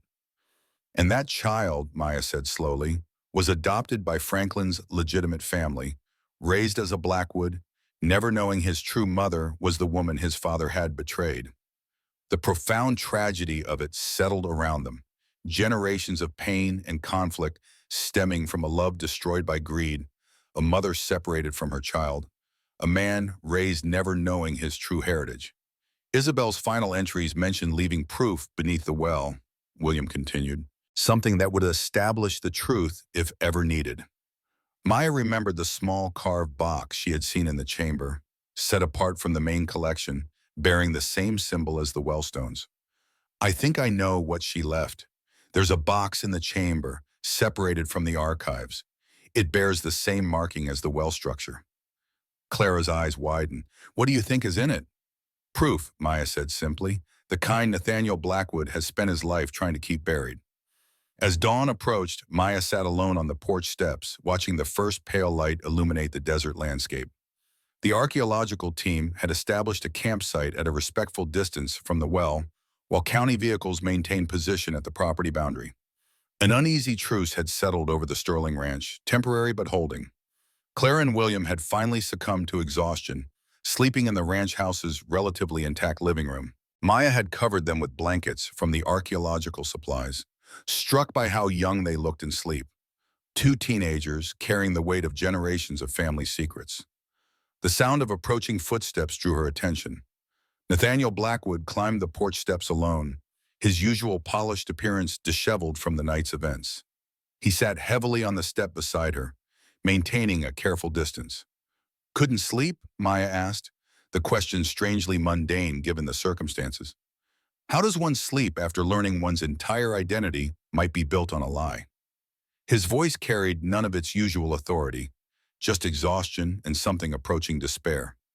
They sat in silence for several moments, the desert coming alive with early morning light. Did you know, Maya finally asked, about Isabel being your mother? Nathaniel stared at the horizon. I've had suspicions for years. Franklin, the man I knew as my father, was distant, cold in ways that went beyond typical patriarchal detachment. He would look at me sometimes with something like resentment, and there were photographs of Isabel in his private things that he thought I never saw. But you never confirmed it? What would have been the point? Nathaniel's laugh held no humor. To discover that my entire heritage, the foundation of my identity and business empire, was based on a convenient fiction? That my biological mother was the woman whose land we took, whose heritage I've spent a lifetime denying through strategic marriages and careful social positioning? The raw honesty surprised Maya. You've spent decades controlling this property, keeping whatever's in that chamber hidden. You must have believed the truth was there. What I believed, Nathaniel said carefully, was that certainties were preferable to questions. The Blackwood name opened doors, provided opportunities, created a legacy. Questioning its authenticity seemed counterproductive. Even at the cost of denying your true heritage, your actual mother? Nathaniel was quiet for a long moment. The older I got, the more impossible it seemed to acknowledge the possibility. How does one approach a woman whose life was destroyed by one's father and say, "Excuse me, but might I actually be your son?" "Isabel died 15 years ago," Maya said gently. "Did you ever speak with her?" Something like regret crossed Nathaniel's features. Once, at a county water board meeting in the 90s, she was advocating for indigenous water rights. I was representing development interests. We stood on opposite sides of the issue, but afterward, he paused, the memory visibly affecting him. She approached me privately, said nothing about being my mother, but looked at me with such knowing sadness that I couldn't maintain eye contact. She simply said, "The desert remembers what people forget, Nathaniel. When you're ready to remember too, look beneath the stones where water speaks." Maya recognized her grandmother's words, the same phrase repeated in the journal entries. "And you never followed up? Never asked what she meant?" I told myself it was the ramblings of a bitter old woman. Nathaniel's voice had grown hoarse. By then, I had built too much on the Blackwood Foundation to risk undermining it. My son was at Harvard. My companies were expanding throughout the Southwest. Acknowledging a different heritage, a different mother, especially a Hispanic woman my father had discarded, seemed impossible. The casual racism inherent in his statement hung in the air, neither acknowledged nor disputed. It simply existed as part of the reality that had shaped Nathaniel's choices. "And now?" Maya asked. "Now that William has found the journal? Now that we've discovered the chamber and whatever proof Isabel left there?" Nathaniel stood, brushing desert dust from his expensive trousers with a gesture that seemed suddenly meaningless. "Oh, I find myself at a crossroads I've spent a lifetime avoiding." "What's in that box, Maya? What did Isabel leave behind?" "I don't know," she answered honestly, "but I suspect it's something that proves your connection to her, something that would establish your true parentage beyond question. And if it does, what then?" The question seemed directed more at himself than at Maya. "That would be your decision," Maya replied. "The truth doesn't have to destroy Nathaniel. Sometimes it can heal what's been broken for generations." He didn't respond, simply nodded once before walking away toward his waiting vehicle. Maya watched him go, struck by how different he appeared from the intimidating figure who had stood in her bookstore days earlier. Power and certainty had been replaced by something more human. Vulnerability, confusion, the disorientation of someone whose foundation had suddenly shifted. The following days unfolded with cautious diplomacy. Amanda Cordova negotiated a temporary agreement that satisfied all parties. The county water assessment would proceed in areas away from the archaeological site, while the state historical office established formal protection for the chamber and its contents. Horizon Capital's attorneys maintained a watching brief, but made no further attempts to disrupt the process. The Las Cruces archives were carefully documented by Professor Chen's team, their historical significance exceeding even the most optimistic expectations. Colonial documents, maps, indigenous records, and religious artifacts, all preserved in remarkable condition. Academic institutions worldwide expressed interest in the find, which promised to reshape understanding of the region's colonial period. Throughout the process, Maya insisted on one condition: the small carved box would remain untouched until all other items had been properly cataloged. Whatever personal evidence Isabel had left, it deserved the respect of private examination before becoming part of the historical record.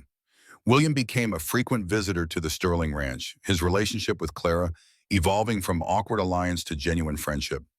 They spent hours comparing family stories, identifying connections neither had previously recognized.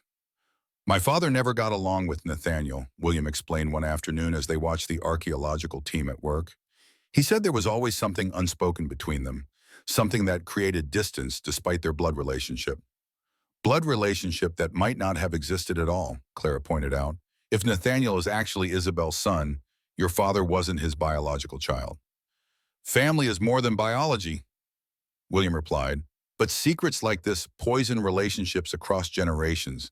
Even when people don't consciously know the truth, they feel its absence." Maya, overhearing their conversation, was struck by the wisdom in William's observation. How many family dynamics had been shaped by Isabel's secret?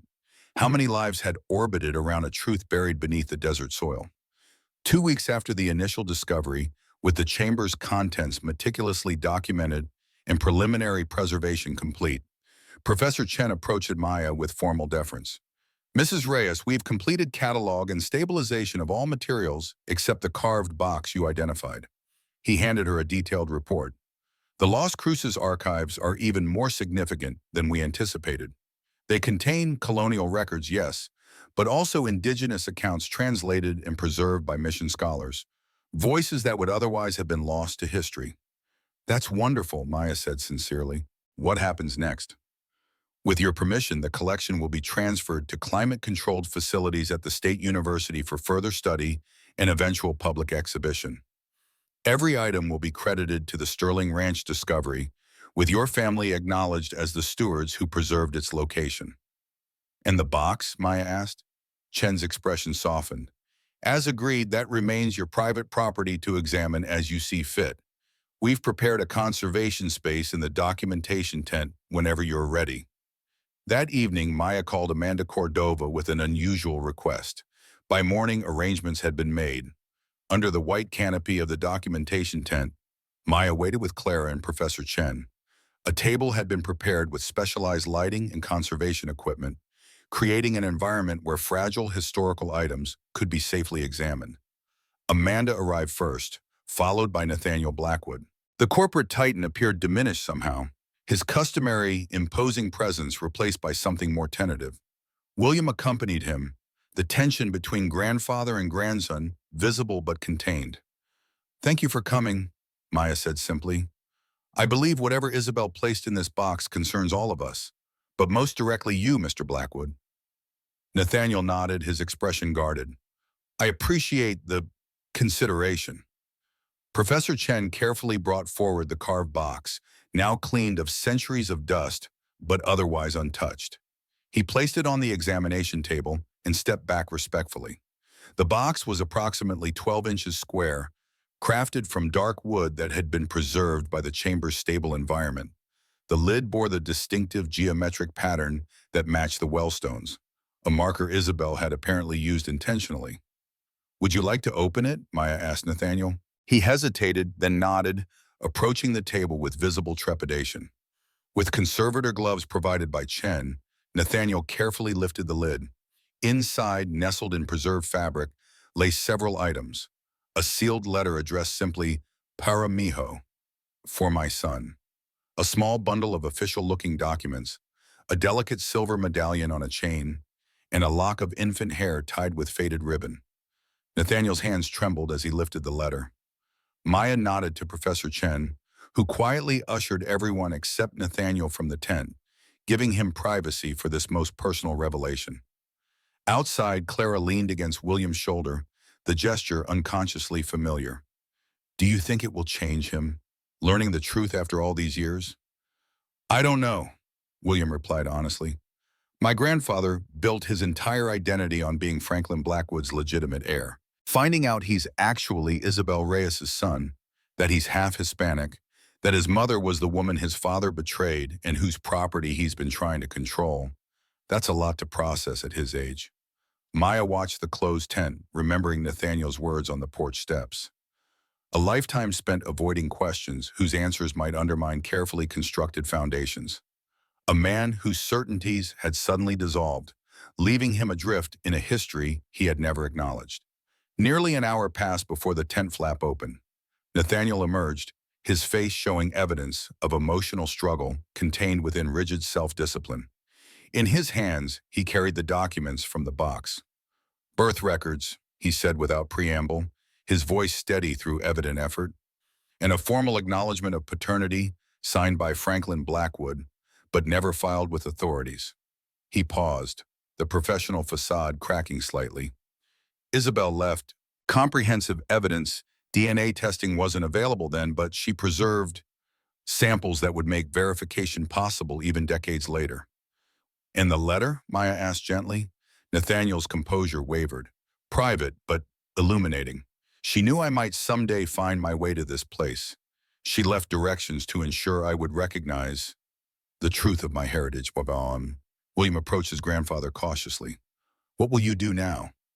The question hung in the desert air, weighted with implications that extended beyond personal identity into corporate governance, family relationships, and community standing. I need time, Nathaniel said finally. This changes everything and nothing. I am still who I've always been, yet suddenly that person exists within an entirely different context. He turned to Maya, his expression stripped of its usual calculation. The Las Cruces archives belong to history, to academia, to the public understanding of our region's past. I withdraw any corporate interest in controlling their disposition. Thank you, Maya said, recognizing the concession for what it was. Not just a legal withdrawal, but a personal one. And the Sterling Ranch itself remains yours, of course. Nathaniel managed a strained smile. Though it appears we may share more connection to this land than either of us previously understood. As Nathaniel departed with William, Amanda approached Maya. That was unexpected. I've never seen him concede anything without exhausting every legal maneuver first. This goes beyond legal considerations, Maya replied. Whatever was in Isabel's letter changed something fundamental for him. People rarely change so dramatically, especially men of his generation and position, Amanda cautioned. I wouldn't expect complete transformation overnight. I don't, Maya assured her. But recognizing truth is the first step toward reconciliation. Isabel understood that when she preserved this evidence. 3 months passed. The Sterling Ranch transformed from abandoned property to active archaeological site, with preservation structures built around the well and chamber. The Las Cruces archives, carefully removed and transported to university facilities, generated academic excitement worldwide. Maya balanced her time between the bookstore and the ranch, where Professor Chen had established a small research station for ongoing documentation. Clara, now in her final high school semester, had developed a passionate interest in archaeological conservation, spending weekends assisting the graduate students. The relationship between Clara and William had evolved into something neither could quite define, more than friendship, not quite romance, complicated by the possibility of familial connection. They approached it with cautious humor, referring to themselves as quantum relatives, simultaneously family and not family until further evidence clarified their exact relationship. Turning Pages had experienced unexpected prosperity, the Sterling Ranch discovery generating renewed interest in Southwestern history books. Maya had expanded that section, adding titles about colonial archives, indigenous perspectives, and desert ecology. On a crisp autumn morning, Maya was arranging a new display when the bell above the door chimed. Nathaniel Blackwood entered, his appearance noticeably different from their first confrontation. The tailored business suit had been replaced by casual attire, his usual commanding presence softened into something more contemplative. Mrs. Reyes, he greeted her with a nod.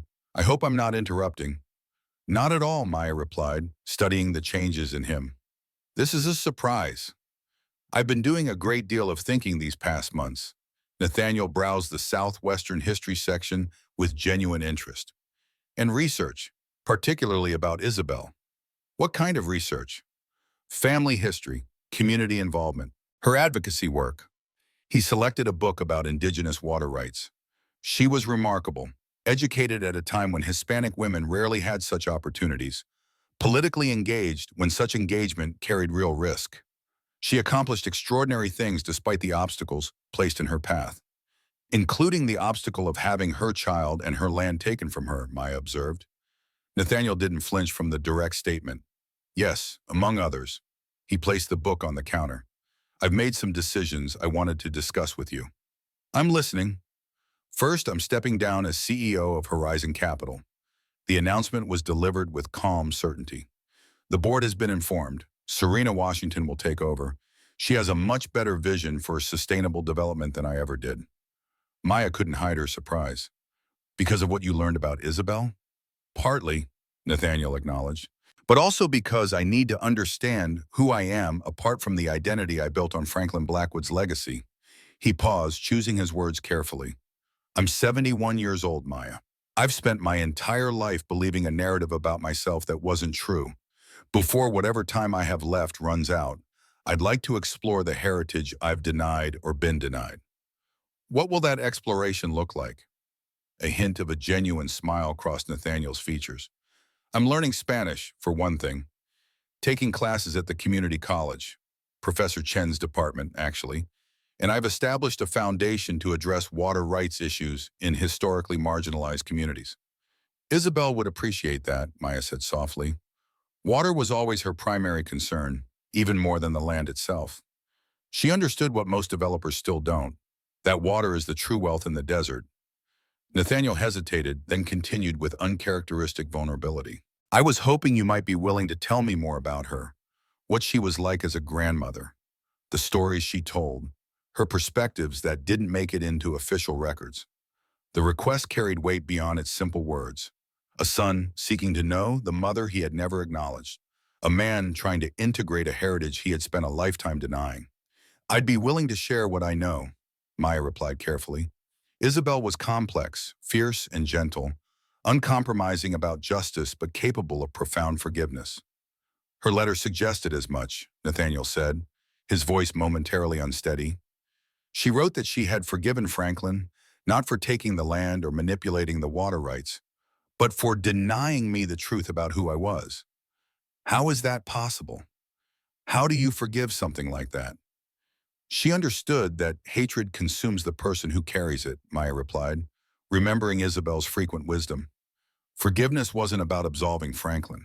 It was about freeing herself and you. Nathaniel absorbed this, his expression thoughtful. There's one other matter I wanted to discuss, the Heritage Tourism Project. Maya tensed slightly. I thought Horizon had withdrawn interest in the Sterling Ranch. From the archaeological site, yes, but the concept of connecting historical locations throughout the region still has merit, if approached with different priorities. Nathaniel placed a folder on the counter. Washington has developed a revised proposal, community-centered, focused on education and preservation rather than commercial development, with genuine respect for indigenous perspectives and academic access. Maya opened the folder, scanning the overview. And the Sterling Ranch's role in this?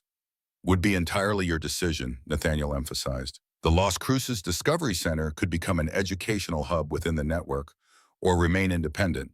Either way, the archaeological site stays under state historical protection and academic oversight. The proposal reflected a fundamentally different approach than Horizon's original plan, collaborative rather than controlling, educational rather than exploitative. Whether this represented Nathaniel's personal evolution or simply Serena Washington's different vision remained unclear. I'll consider it, Maya said, closing the folder, though any decision would need to involve Professor Chen and the State Historical Office. Of course, when Nathaniel paid for the book on indigenous water rights, then paused before leaving. Maya, there's something else Isabel wrote in her letter. She said the desert holds its secrets until the right person comes to listen. I think she always knew you would be that person. After he departed, Maya stood in the quiet bookstore, turning his words over in her mind. The desert remembers what people forget.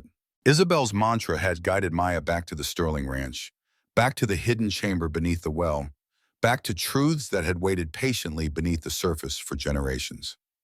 That evening, Maya sat with Clara on their apartment balcony, watching sunset paint the distant mountains in shades of fire. She had shared Nathaniel's visit and his unexpected announcements. Do you believe him? Clara asked, the practical question reflecting her father's influence. People don't change that fundamentally, especially not someone like Nathaniel Blackwood. I believe he's struggling with a profound identity crisis, Maya replied. Everything he thought he knew about himself has been called into question. That kind of disruption forces change, whether you want it or not. William says his grandfather has been different at home too, quieter, more reflective. He's taken down some of the Blackwood family portraits and started researching Hispanic heritage in the region. Clara sipped her tea thoughtfully. It's weird to think he's actually related to us, that William and I might be second cousins or something. Family connections can be complicated, Maya agreed, especially when they've been hidden or denied for generations. Do you think Isabel would want us to forgive the Blackwoods after everything they did to him? Maya considered the question carefully. I think Isabel understood something profound about hatred and forgiveness. Her letter to Nathaniel suggests she had already forgiven Franklin, not for his benefit, but for her own peace. And she left evidence of Nathaniel's true parentage, not to destroy him, but to offer him a path to wholeness if he ever chose to take it. That's a lot of wisdom for someone who lost so much, Clara Barb observed. Maybe that's why she had it, Maya suggested.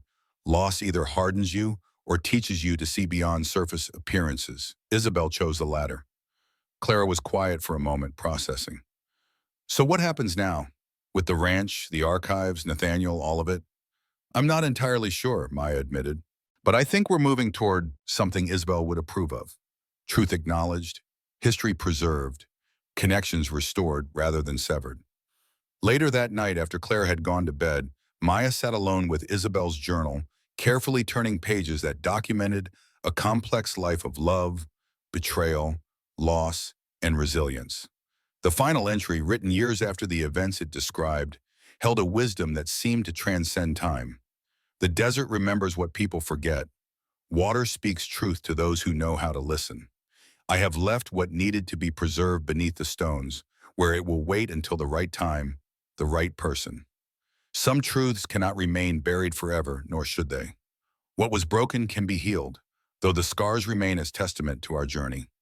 To my son, who may never know me as mother, I have forgiven what was done and hope someday you might find your way back to the fullness of who you are. To those who come after, who might uncover what lies beneath, remember that the greatest treasures are not gold or silver, but understanding, connection, the wholeness that comes from embracing all parts of ourselves. Maya closed the journal, feeling Isabel's presence as strongly as if she sat beside her. The Sterling Ranch had indeed held value beyond what the eye could see, not just archaeological treasures, but truth that had the power to heal wounds carried across generations.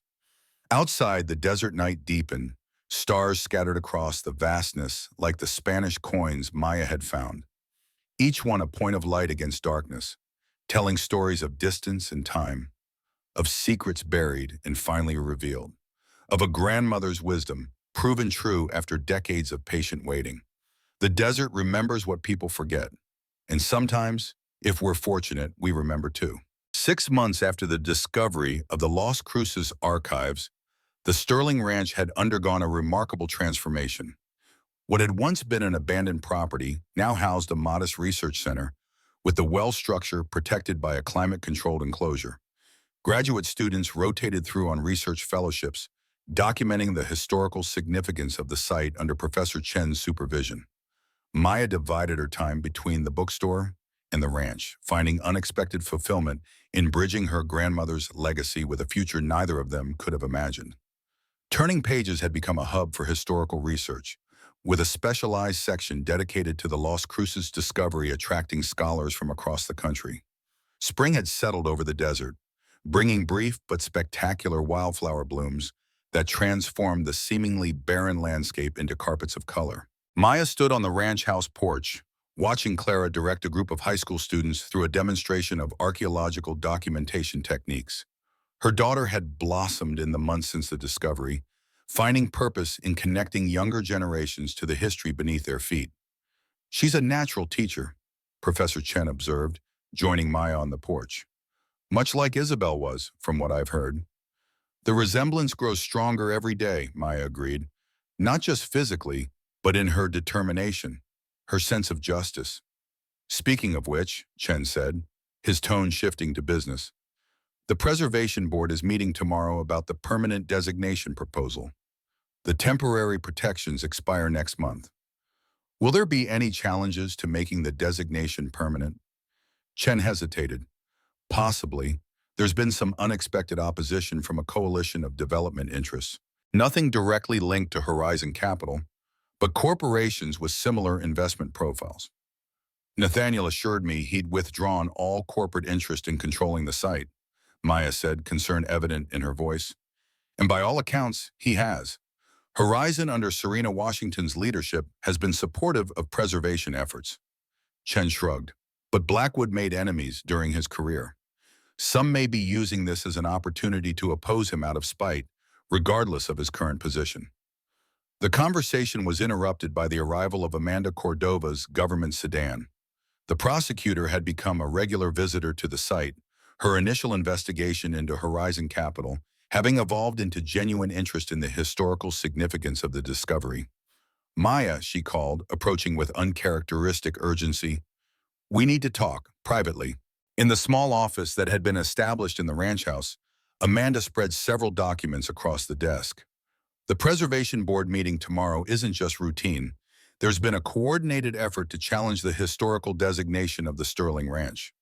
Professor Chen mentioned opposition from development interests, Maya said. It goes deeper than that. Amanda pointed to a legal filing. This challenges the provenance of the Las Cruces archives themselves, suggesting they may have been strategically relocated to this site in recent decades rather than preserved here since the 1780s. That's absurd, Maya protested. The archaeological evidence is clear. The chamber had been sealed for centuries. Science and legal maneuvering don't always align, Amanda replied grimly. The filing includes affidavits from 3 former Horizon Capital archaeologists claiming they were instructed to enhance sites of potential historical significance during the Franklin Blackwood era. The implication hung in the air between them, that the Las Cruces archives might have been deliberately planted on the Sterling Ranch to create artificial historical value.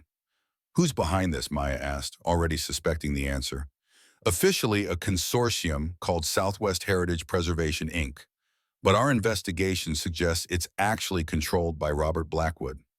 Nathaniel's cousin, Maya said, the pieces clicking into place. The one who expected to inherit control of Horizon before Nathaniel stepped down and appointed Serena Washington instead.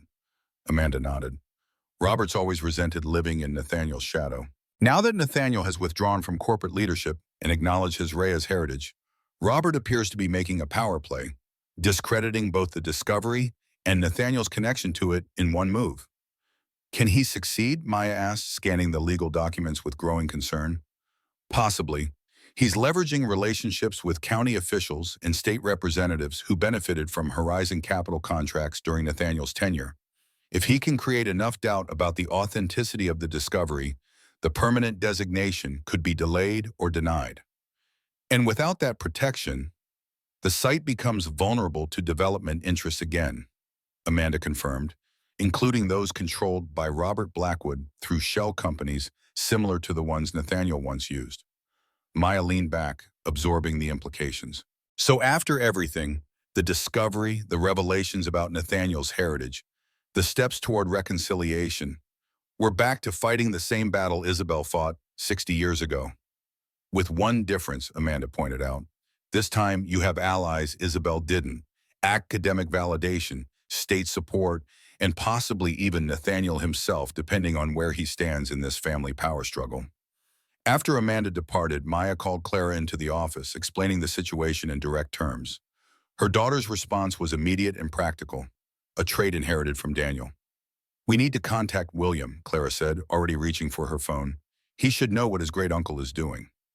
The relationship between Clara and William had evolved into a deep friendship, their potential family connection creating a unique bond that defied simple categorization. William had begun studies at the State University, focusing on historical preservation law, a direct response to his family's complicated legacy. Already texting him, Maya confirmed. We also need to speak with Nathaniel. If Robert is using former Horizon employees to challenge the site's authenticity, Nathaniel might have information that could counter their claims. Clara's expression darkened. What if Nathaniel is part of this? What if his apparent transformation these past months has just been positioning for something like this? The question reflected lingering doubt that Maya herself had grappled with. Nathaniel's journey toward acknowledging his true heritage had seemed genuine, but decades of corporate calculation weren't easily set aside. We need to find out, Maya said simply, one way or another. Nathaniel Blackwood's new residence was a stark departure from the sprawling estate he had occupied as Horizon Capital's CEO. The modest adobe home on the outskirts of Pine Creek emphasized simplicity and regional architectural traditions.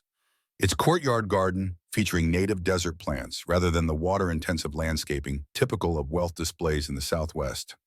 Maya and Clara were shown into a study lined with books, many focused on regional history, indigenous cultures, and water conservation. Nathaniel rose from his desk, his appearance continuing the evolution they had witnessed over the past months. The tailored business attire had given way to casual clothing, while his formerly disciplined silver hair now grew slightly longer, less rigidly controlled. Maya, Clara, he greeted them with genuine warmth. This is an unexpected pleasure. Not a pleasure, unfortunately, Maya replied, getting directly to the point. We're here about your cousin Robert's challenge to the Sterling Ranch historical designation. The shift in Nathaniel's expression was immediate, surprise followed by comprehension and then carefully controlled anger. I was unaware of any such challenge. Please explain. Maya outlined what Amanda had shared, the legal filing, the former Horizon archaeologist's affidavits, the suggestion that the Lost Cruces archives might have been artificially laced on the property. Despicable, Nathaniel muttered, pacing the small study, but entirely consistent with Robert's approach. He's always believed power is best wielded through indirect means. You had no knowledge of this? Clara asked, her skepticism evident. Nathaniel met her gaze directly. None. While I won't claim my past business practices were always ethical, I've made a clean break from those methods. Robert, however, learned from my worst examples and none of my later insights. The affidavits from former Horizon archaeologists are particularly damaging, Maya noted. They specifically claim that during the Franklin Blackwood era, they were instructed to enhance sites of potential historical significance. Those claims contain a kernel of truth wrapped in deliberate misrepresentation, Nathaniel acknowledged. Franklin did direct archaeological teams to prioritize certain finds over others based on commercial potential. Standard practice in the era, though ethically questionable by modern standards. But physically relocating historical artifacts to create false provenance, that never happened. Can you prove it? Clara asked bluntly. I can certainly challenge it, Nathaniel replied. I have records of all Horizon archaeological operations during my tenure, including those initiated under Franklin. None would support claims of deliberate artifact relocation. William arrived as they were discussing strategy, his expression a mix of anger and determination. I just spoke with my father. Uncle Robert has been planning this for months, ever since you stepped down and appointed Washington instead of him to lead Horizon. Not surprising, Nathaniel observed with grim resignation. Robert always believed the Blackwood name entitled him to power. My acknowledgement of Reyes' heritage would have seemed like betrayal of the family legacy as he understands it. The Preservation Board meets tomorrow, Maya reminded them. We need a concrete plan to counter these allegations. Nathaniel moved to his desk, retrieving a leather portfolio. I've maintained detailed records of Horizon's archaeological activities dating back to my earliest days with the company. They clearly document our awareness of the Sterling Ranch's potential significance without suggesting any manipulation of the site. Will that be enough? Clara asked. Combined with Professor Chen's scientific documentation of the chamber's undisturbed state, it should create reasonable doubt about Robert's claims, Nathaniel replied. But we should prepare for aggressive opposition. Robert doesn't launch challenges he hasn't already arranged to win. As they outlined strategy for the Preservation Board meeting, Maya couldn't help noticing the irony of their current alliance. She had purchased the Sterling Ranch to reclaim part of her family's legacy, expecting to battle the Blackwood Empire. Now she found herself working alongside Nathaniel, technically a Reyes himself, to protect that same property against another Blackwood's machinations. The desert remembers what people forget. Isabel's words echoed in Maya's mind as she watched Nathaniel and the two teenagers collaborate on preservation arguments. Perhaps this unexpected alliance was part of what her grandmother had foreseen when she left evidence beneath the well. Not just personal truth for Nathaniel, but healing across generations of conflict. The county administration building buzzed with unusual activity the following morning. The Preservation Board meeting, normally a sparsely attended procedural affair, had attracted significant public interest. Local media positioned cameras in the hallway, while representatives from various stakeholder groups gathered in small clusters, exchanging hushed conversations. Maya, Clara, and William arrived together, finding Professor Chen and his academic colleagues already organizing their presentation materials. Nathaniel came separately, his entrance causing a ripple of whispers throughout the assembled crowd. Though no longer Horizon Capital's CEO, his presence still commanded attention. particularly given his public withdrawal from corporate leadership and the rumors surrounding his reasons. Amanda Cordova met them outside the meeting room, her expression cautiously optimistic. We have a potential advantage. I've been researching the former Horizon archaeologists who provided affidavits. Two have financial connections to Robert Blackwood's current ventures, which creates credibility issues. And the third, Maya asked. Dr. Sarah Morgan, Amanda replied. Her connection is less clear, though she did leave Horizon under unusual circumstances shortly after the Sterling Ranch discovery. Maya exchanged glances with Nathaniel. Sarah provided me with critical information about the site before we accessed the chamber. She seemed genuinely concerned about proper archaeological preservation. Her involvement with Robert's challenge is surprising, Nathaniel agreed. She was always principled, even when it created friction within the company. Before they could discuss further, the meeting room doors opened. The preservation board members took their places at the elevated table, 5 appointed officials responsible for balancing historical conservation with development interests throughout the county. Robert Blackwood sat at the opposition table, flanked by attorneys and consultants.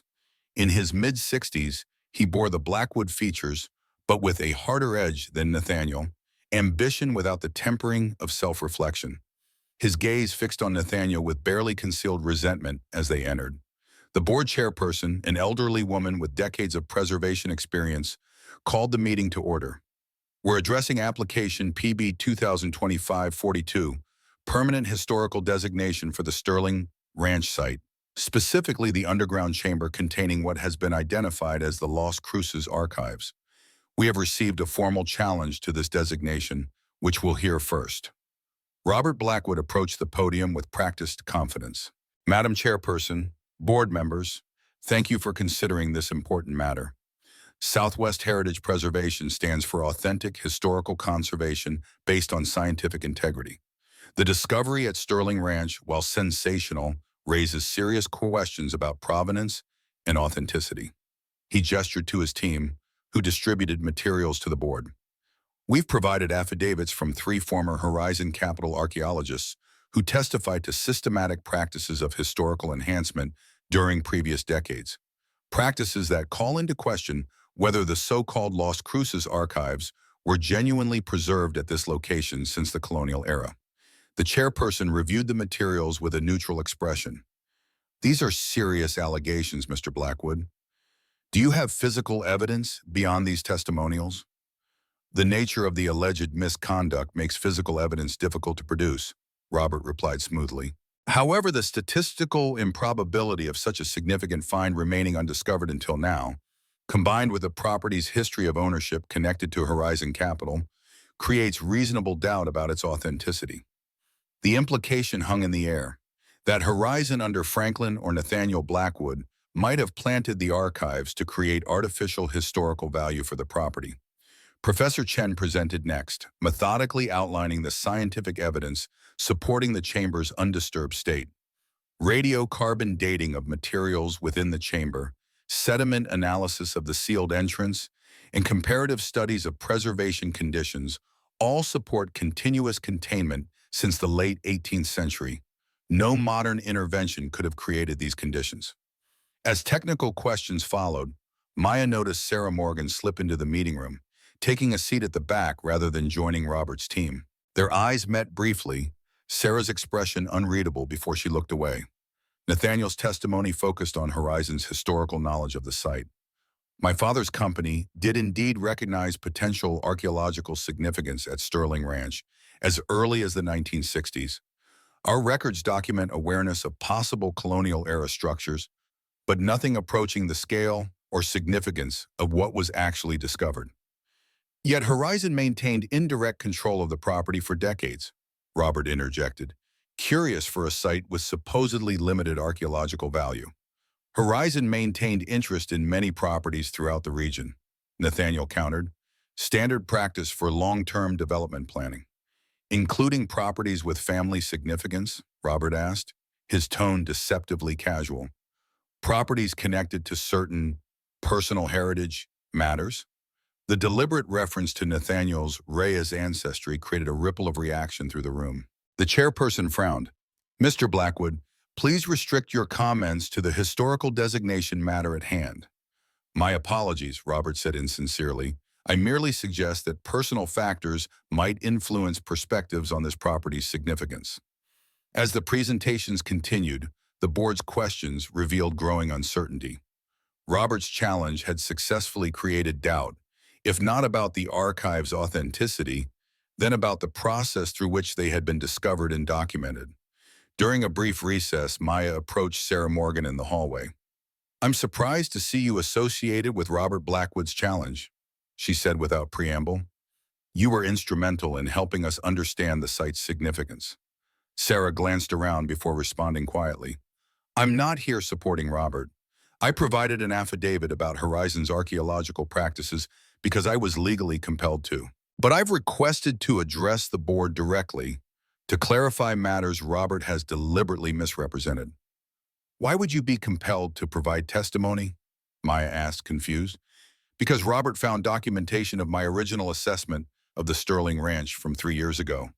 Work I conducted for Horizon that suggested potential major archaeological significance." Sarah's expression hardened. "He's using my legitimate research to support his illegitimate claims, suggesting I have evidence of manipulation I never actually found." Before they could continue, the board reconvened. The chairperson addressed the room with evident concern. "We've heard compelling arguments on both sides. Before moving to deliberation, Dr. Sarah Morgan has requested to address the board directly regarding her affidavit. As one of the primary archaeological sources cited in the challenge, we'll hear her statement." Sarah approached the podium with professional composure, placing her credentials before addressing the board. "My affidavit submitted in this case has been selectively edited and presented out of context.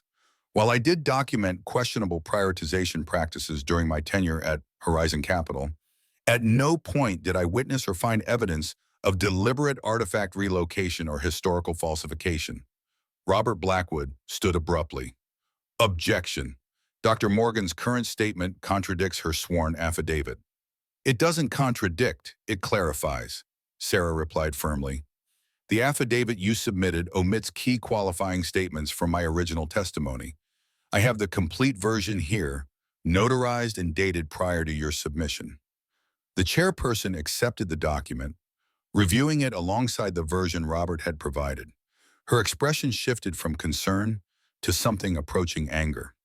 "These documents do indeed differ significantly. Mr. Blackwood, did you or your representatives alter Dr. Morgan's testimony?" Robert's confident facade cracked slightly. "We merely emphasized relevant portions. Standard practice in summarizing expert testimony. Selectively removing qualifying statements is not summarization. It's misrepresentation," the chairperson stated flatly. "Dr. Morgan, please continue." Sarah turned to face the board directly, her professional reputation clearly on the line. 3 years ago, I conducted a comprehensive archaeological assessment of the Sterling Ranch for Horizon Capital. My report, which Mr. Nathaniel Blackwood has provided to the board in its entirety, identified potential significant colonial-era structures beneath the property, consistent with what was ultimately discovered. She gestured to the evidence materials. The chamber's sealed condition, preservation state of the materials inside, and structural characteristics all support continuous, undisturbed containment since the colonial period. No modern intervention could have created these conditions, nor would there have been motivation to do so, given the archive's historical value in any location. As Sarah concluded her testimony, Robert Blackwood's challenge visibly collapsed. His legal team huddled in urgent consultation while he sat stone-faced, his miscalculation evident in his rigid posture. The chairperson called for final statements. Maya approached the podium, speaking not as a property owner, but as Isabel's granddaughter. "The Sterling Ranch has been part of my family's story for generations.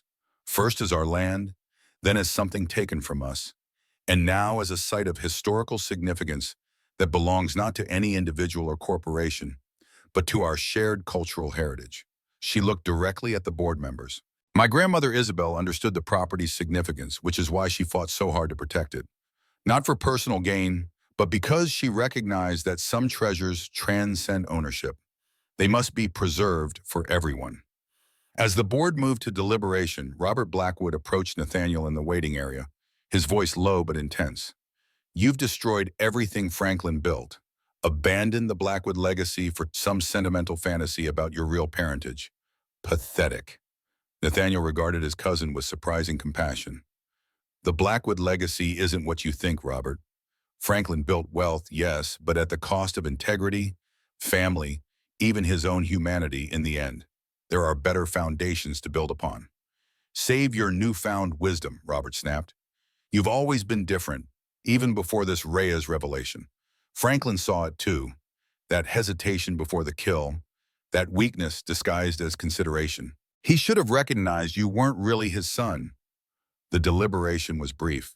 The board returned with a unanimous decision: permanent historical designation for the Sterling Ranch site, with specific protections for the chamber and its contents. Robert's challenge was rejected based on significant misrepresentation of expert testimony and lack of substantive evidence. As the crowd dispersed, Amanda joined Maya, Clara, and William. Congratulations. The permanent designation establishes federal-level protection. Not even Robert Blackwood can challenge that without extraordinary evidence. Which doesn't exist because the archives are genuine, William pointed out, exactly as Professor Chen documented. Still, Robert won't give up easily, Nathaniel cautioned, joining their group. This was merely his opening move. He believes the Blackwood name entitles him to power that should have been his. My withdrawal from corporate leadership and acknowledgement of Rice's heritage feels like betrayal to him. What will he do next? Clara asked. Difficult to predict, Nathaniel admitted. Robert operates indirectly, through proxies and subsidiaries. His apparent defeat today may simply redirect his approach. As if summoned by their discussion, Robert approached, his expression cold but controlled. Enjoy your victory, temporary as it may be. He focused on Maya with calculated intensity. You've allied yourself with a man who spent decades suppressing your family's claims, who built wealth on your grandmother's dispossession. Quite the partnership. People can change, Mr. Blackwood, Maya replied evenly. When faced with truth, they can choose different paths than those they followed before. Robert's laugh held no humor. How wonderfully naive. Nathaniel hasn't changed. He's simply adopted a more effective strategy. The Blackwood instinct for acquisition doesn't disappear with some sentimental journey into alternative heritage. You're wrong about that, Nathaniel said quietly, though I understand why you believe it. I once saw the world as you do. Everything and everyone as potential assets to be controlled or leveraged. It's an empty way to live, Robert. Save the philosophical awakening for your meditation group. Robert sneered.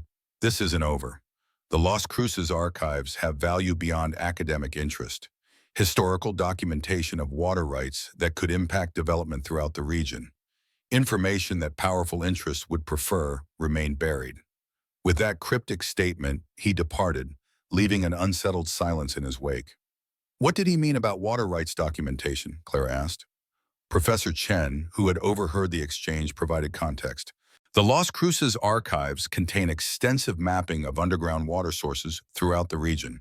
Springs, aquifers, natural catchments.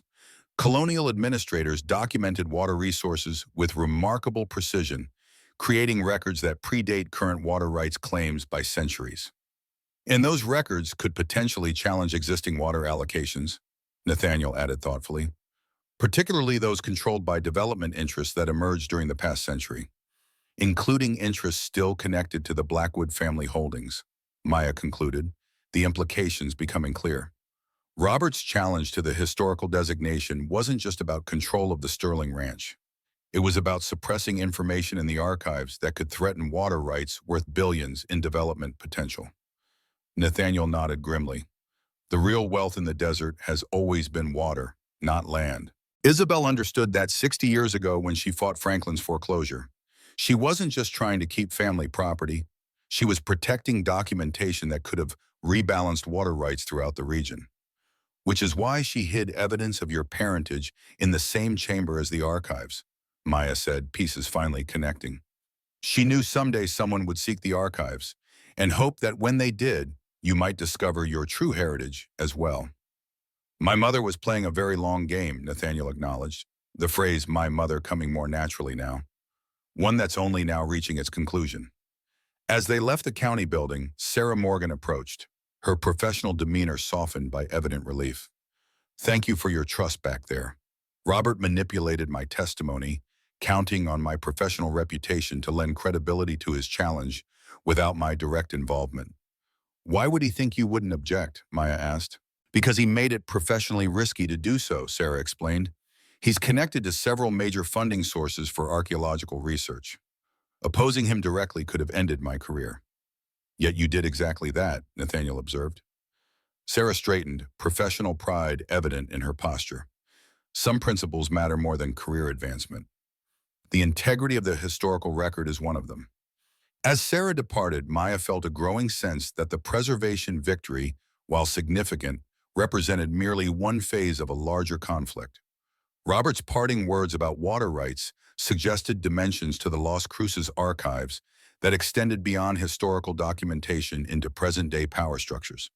The desert remembers what people forget. Water speaks truth to those who know how to listen. Isabel's wisdom echoed through generations, taking on new significance as Maya understood the true stakes of what had been hidden beneath the Sterling Ranch. Not just family history or archaeological treasures, but truth about the desert's most precious resource. Documentation that could reshape water rights throughout the region, challenging the foundations of wealth and power that had been built on controlled access to limited resources. The real battle was just beginning. 12 months later, the Las Cruces Heritage Center welcomed visitors beneath a cloudless autumn sky. What had once been the abandoned Sterling Ranch had transformed into a hub of education and research, with the ranch house renovated to serve as a museum and the well structure protected within a specially designed pavilion that allowed controlled viewing of the archaeological site below. Maya walked the grounds, greeting researchers and tourists with the quiet pride of someone who had witnessed remarkable transformation. The bookstore still operated in Pine Creek, now managed by her assistant, while Maya served as the Heritage Center's director. After decades working with water conservation and environmental science, she had found her calling in preserving both the physical artifacts and the stories they contained. Today marked the official opening of the center's Indigenous Water Knowledge exhibit, a collaboration between academic researchers and tribal representatives that integrated colonial documentation from the Las Cruces archives with traditional ecological understanding. The exhibit had already attracted international attention for its innovative approach to water conservation in arid regions. "Mom," Clara called, emerging from the research building. At 16, she carried herself with newfound confidence, her academic focus having shifted decidedly toward environmental science and indigenous knowledge systems. "The tribal elders have arrived. Professor Chen is showing them the aquifer mapping exhibit." Maya followed her daughter to the main exhibition hall, where visitors clustered around interactive displays demonstrating the sophisticated water management techniques documented in the archives.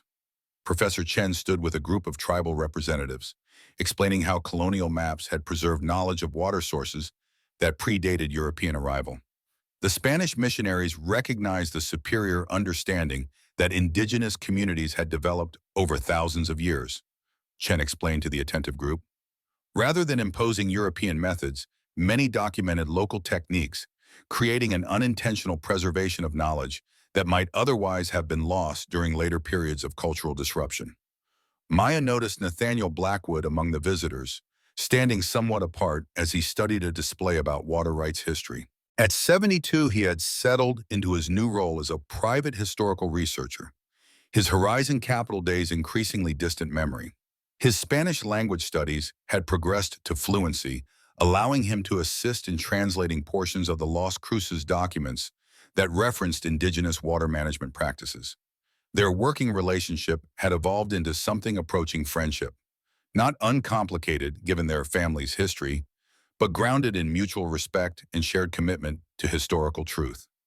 Nathaniel's journey to integrate his Reyes heritage with his Blackwood upbringing continued to unfold, each revelation from the archives adding dimension to his understanding of both lineages. "The Tribal Council has unanimously endorsed the water rights proposal," Nathaniel said as Maya joined him. "With their support in the historical documentation, the State Water Board will have difficulty dismissing the petition." "And Robert?" Maya asked, referring to the legal challenges that had continued despite their preservation victory. Withdrawn his opposition, surprisingly enough, Nathaniel replied, genuine puzzlement in his tone. William suspects financial pressure from Horizon's board. Serena Washington has apparently made it clear that continuing to oppose historically accurate water allocation reflects poorly on the company's evolving image. Maya smiled at this evidence of corporate evolution. The power of public opinion, something Isabel understood but could never effectively leverage in her time. She was ahead of her era in many ways, Nathaniel acknowledged, the reference to his biological mother now comfortable rather than jarring. Though I suspect she would find our current collaboration the most surprising development of all. Their conversation was interrupted by Amanda Cordova's arrival. Now heading the state's Historical Preservation Division, she had been instrumental in establishing the legal framework that protected the Las Cruces archives while making their information accessible for practical application. The governor's representative has arrived, she informed them. We're ready for the ceremony whenever you are. The formal dedication took place beneath a canopy adjacent to the well pavilion. Dignitaries from state government, tribal nations, academic institutions, and conservation organizations gathered to commemorate not just the archaeological discovery, but the unprecedented collaboration it had inspired. Maya approached the podium, looking out over the assembled crowd that represented the diverse stakeholders in the Las Cruces legacy. Clara and William sat in the front row, their academic partnership having blossomed alongside their personal relationship. Professor Chen and his graduate students occupied a section reserved for the research team. Even Sarah Morgan had returned for the occasion, her courageous testimony against Robert Blackwood having enhanced rather than damaged her professional standing.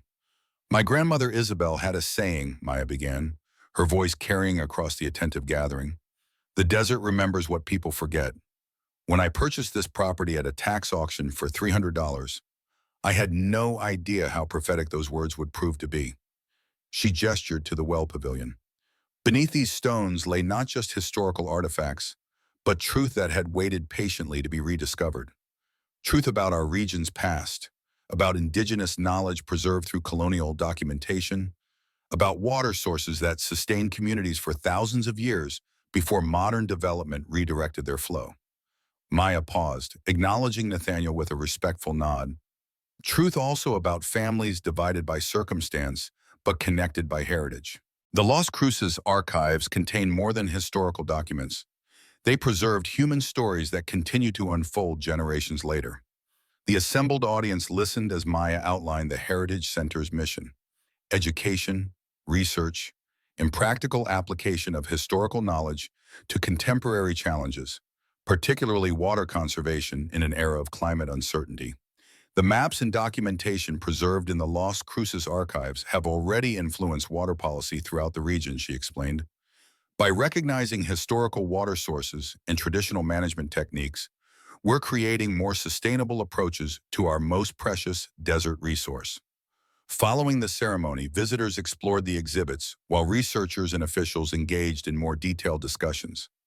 Maya found a moment of quiet on the ranch house porch, watching the activity with satisfaction. The small carved box that had contained Isabel's evidence of Nathaniel's parentage now resided in the family history section of the museum, with a simple placard acknowledging its role in reuniting divided heritage. Clara joined her, followed by William.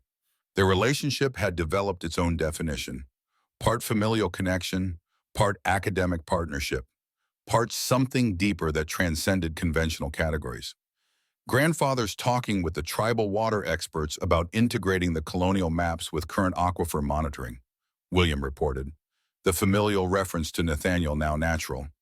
They think the historical documentation could help identify sustainable extraction rates that modern testing missed. Combining centuries of observation with contemporary science, Clara noted, exactly what the center was designed to facilitate. Maya watched as Nathaniel engaged with the indigenous experts, his corporate authority replaced by genuine curiosity and respect. The transformation wasn't just physical, though his more casual appearance and relaxed demeanor reflected inner changes, but fundamental, a shift in how he understood his place in the world and his relationship to its resources. Do you think Isabel imagined this outcome when she hid those documents beneath the well? William asked. All of us working together instead of fighting over the land? I think she planted seeds she knew might take generations to flower, Maya replied. She understood that some truths need time and the right circumstances to emerge. Like desert plants that wait for rain, dormant but alive beneath the surface. As evening approached, the formal events concluded and most visitors departed. Maya found herself once more on the porch steps with Nathaniel, echoing their conversation from months earlier, but with the tension replaced by shared accomplishment. The water rights initiative will change development patterns throughout the Southwest, Nathaniel observed, not stopping growth, but channeling it in more sustainable directions, something Franklin and I never considered in our acquisition strategies. There are different kinds of legacy, Maya noted. Franklin built wealth that measured value in dollars and control. Isabel preserved knowledge that measures value in sustainability and shared resources. And which legacy am I extending? Nathaniel asked, the question holding genuine self-reflection rather than defensiveness. Maya considered this thoughtfully. Perhaps a new one that acknowledges both lineages while transcending their limitations.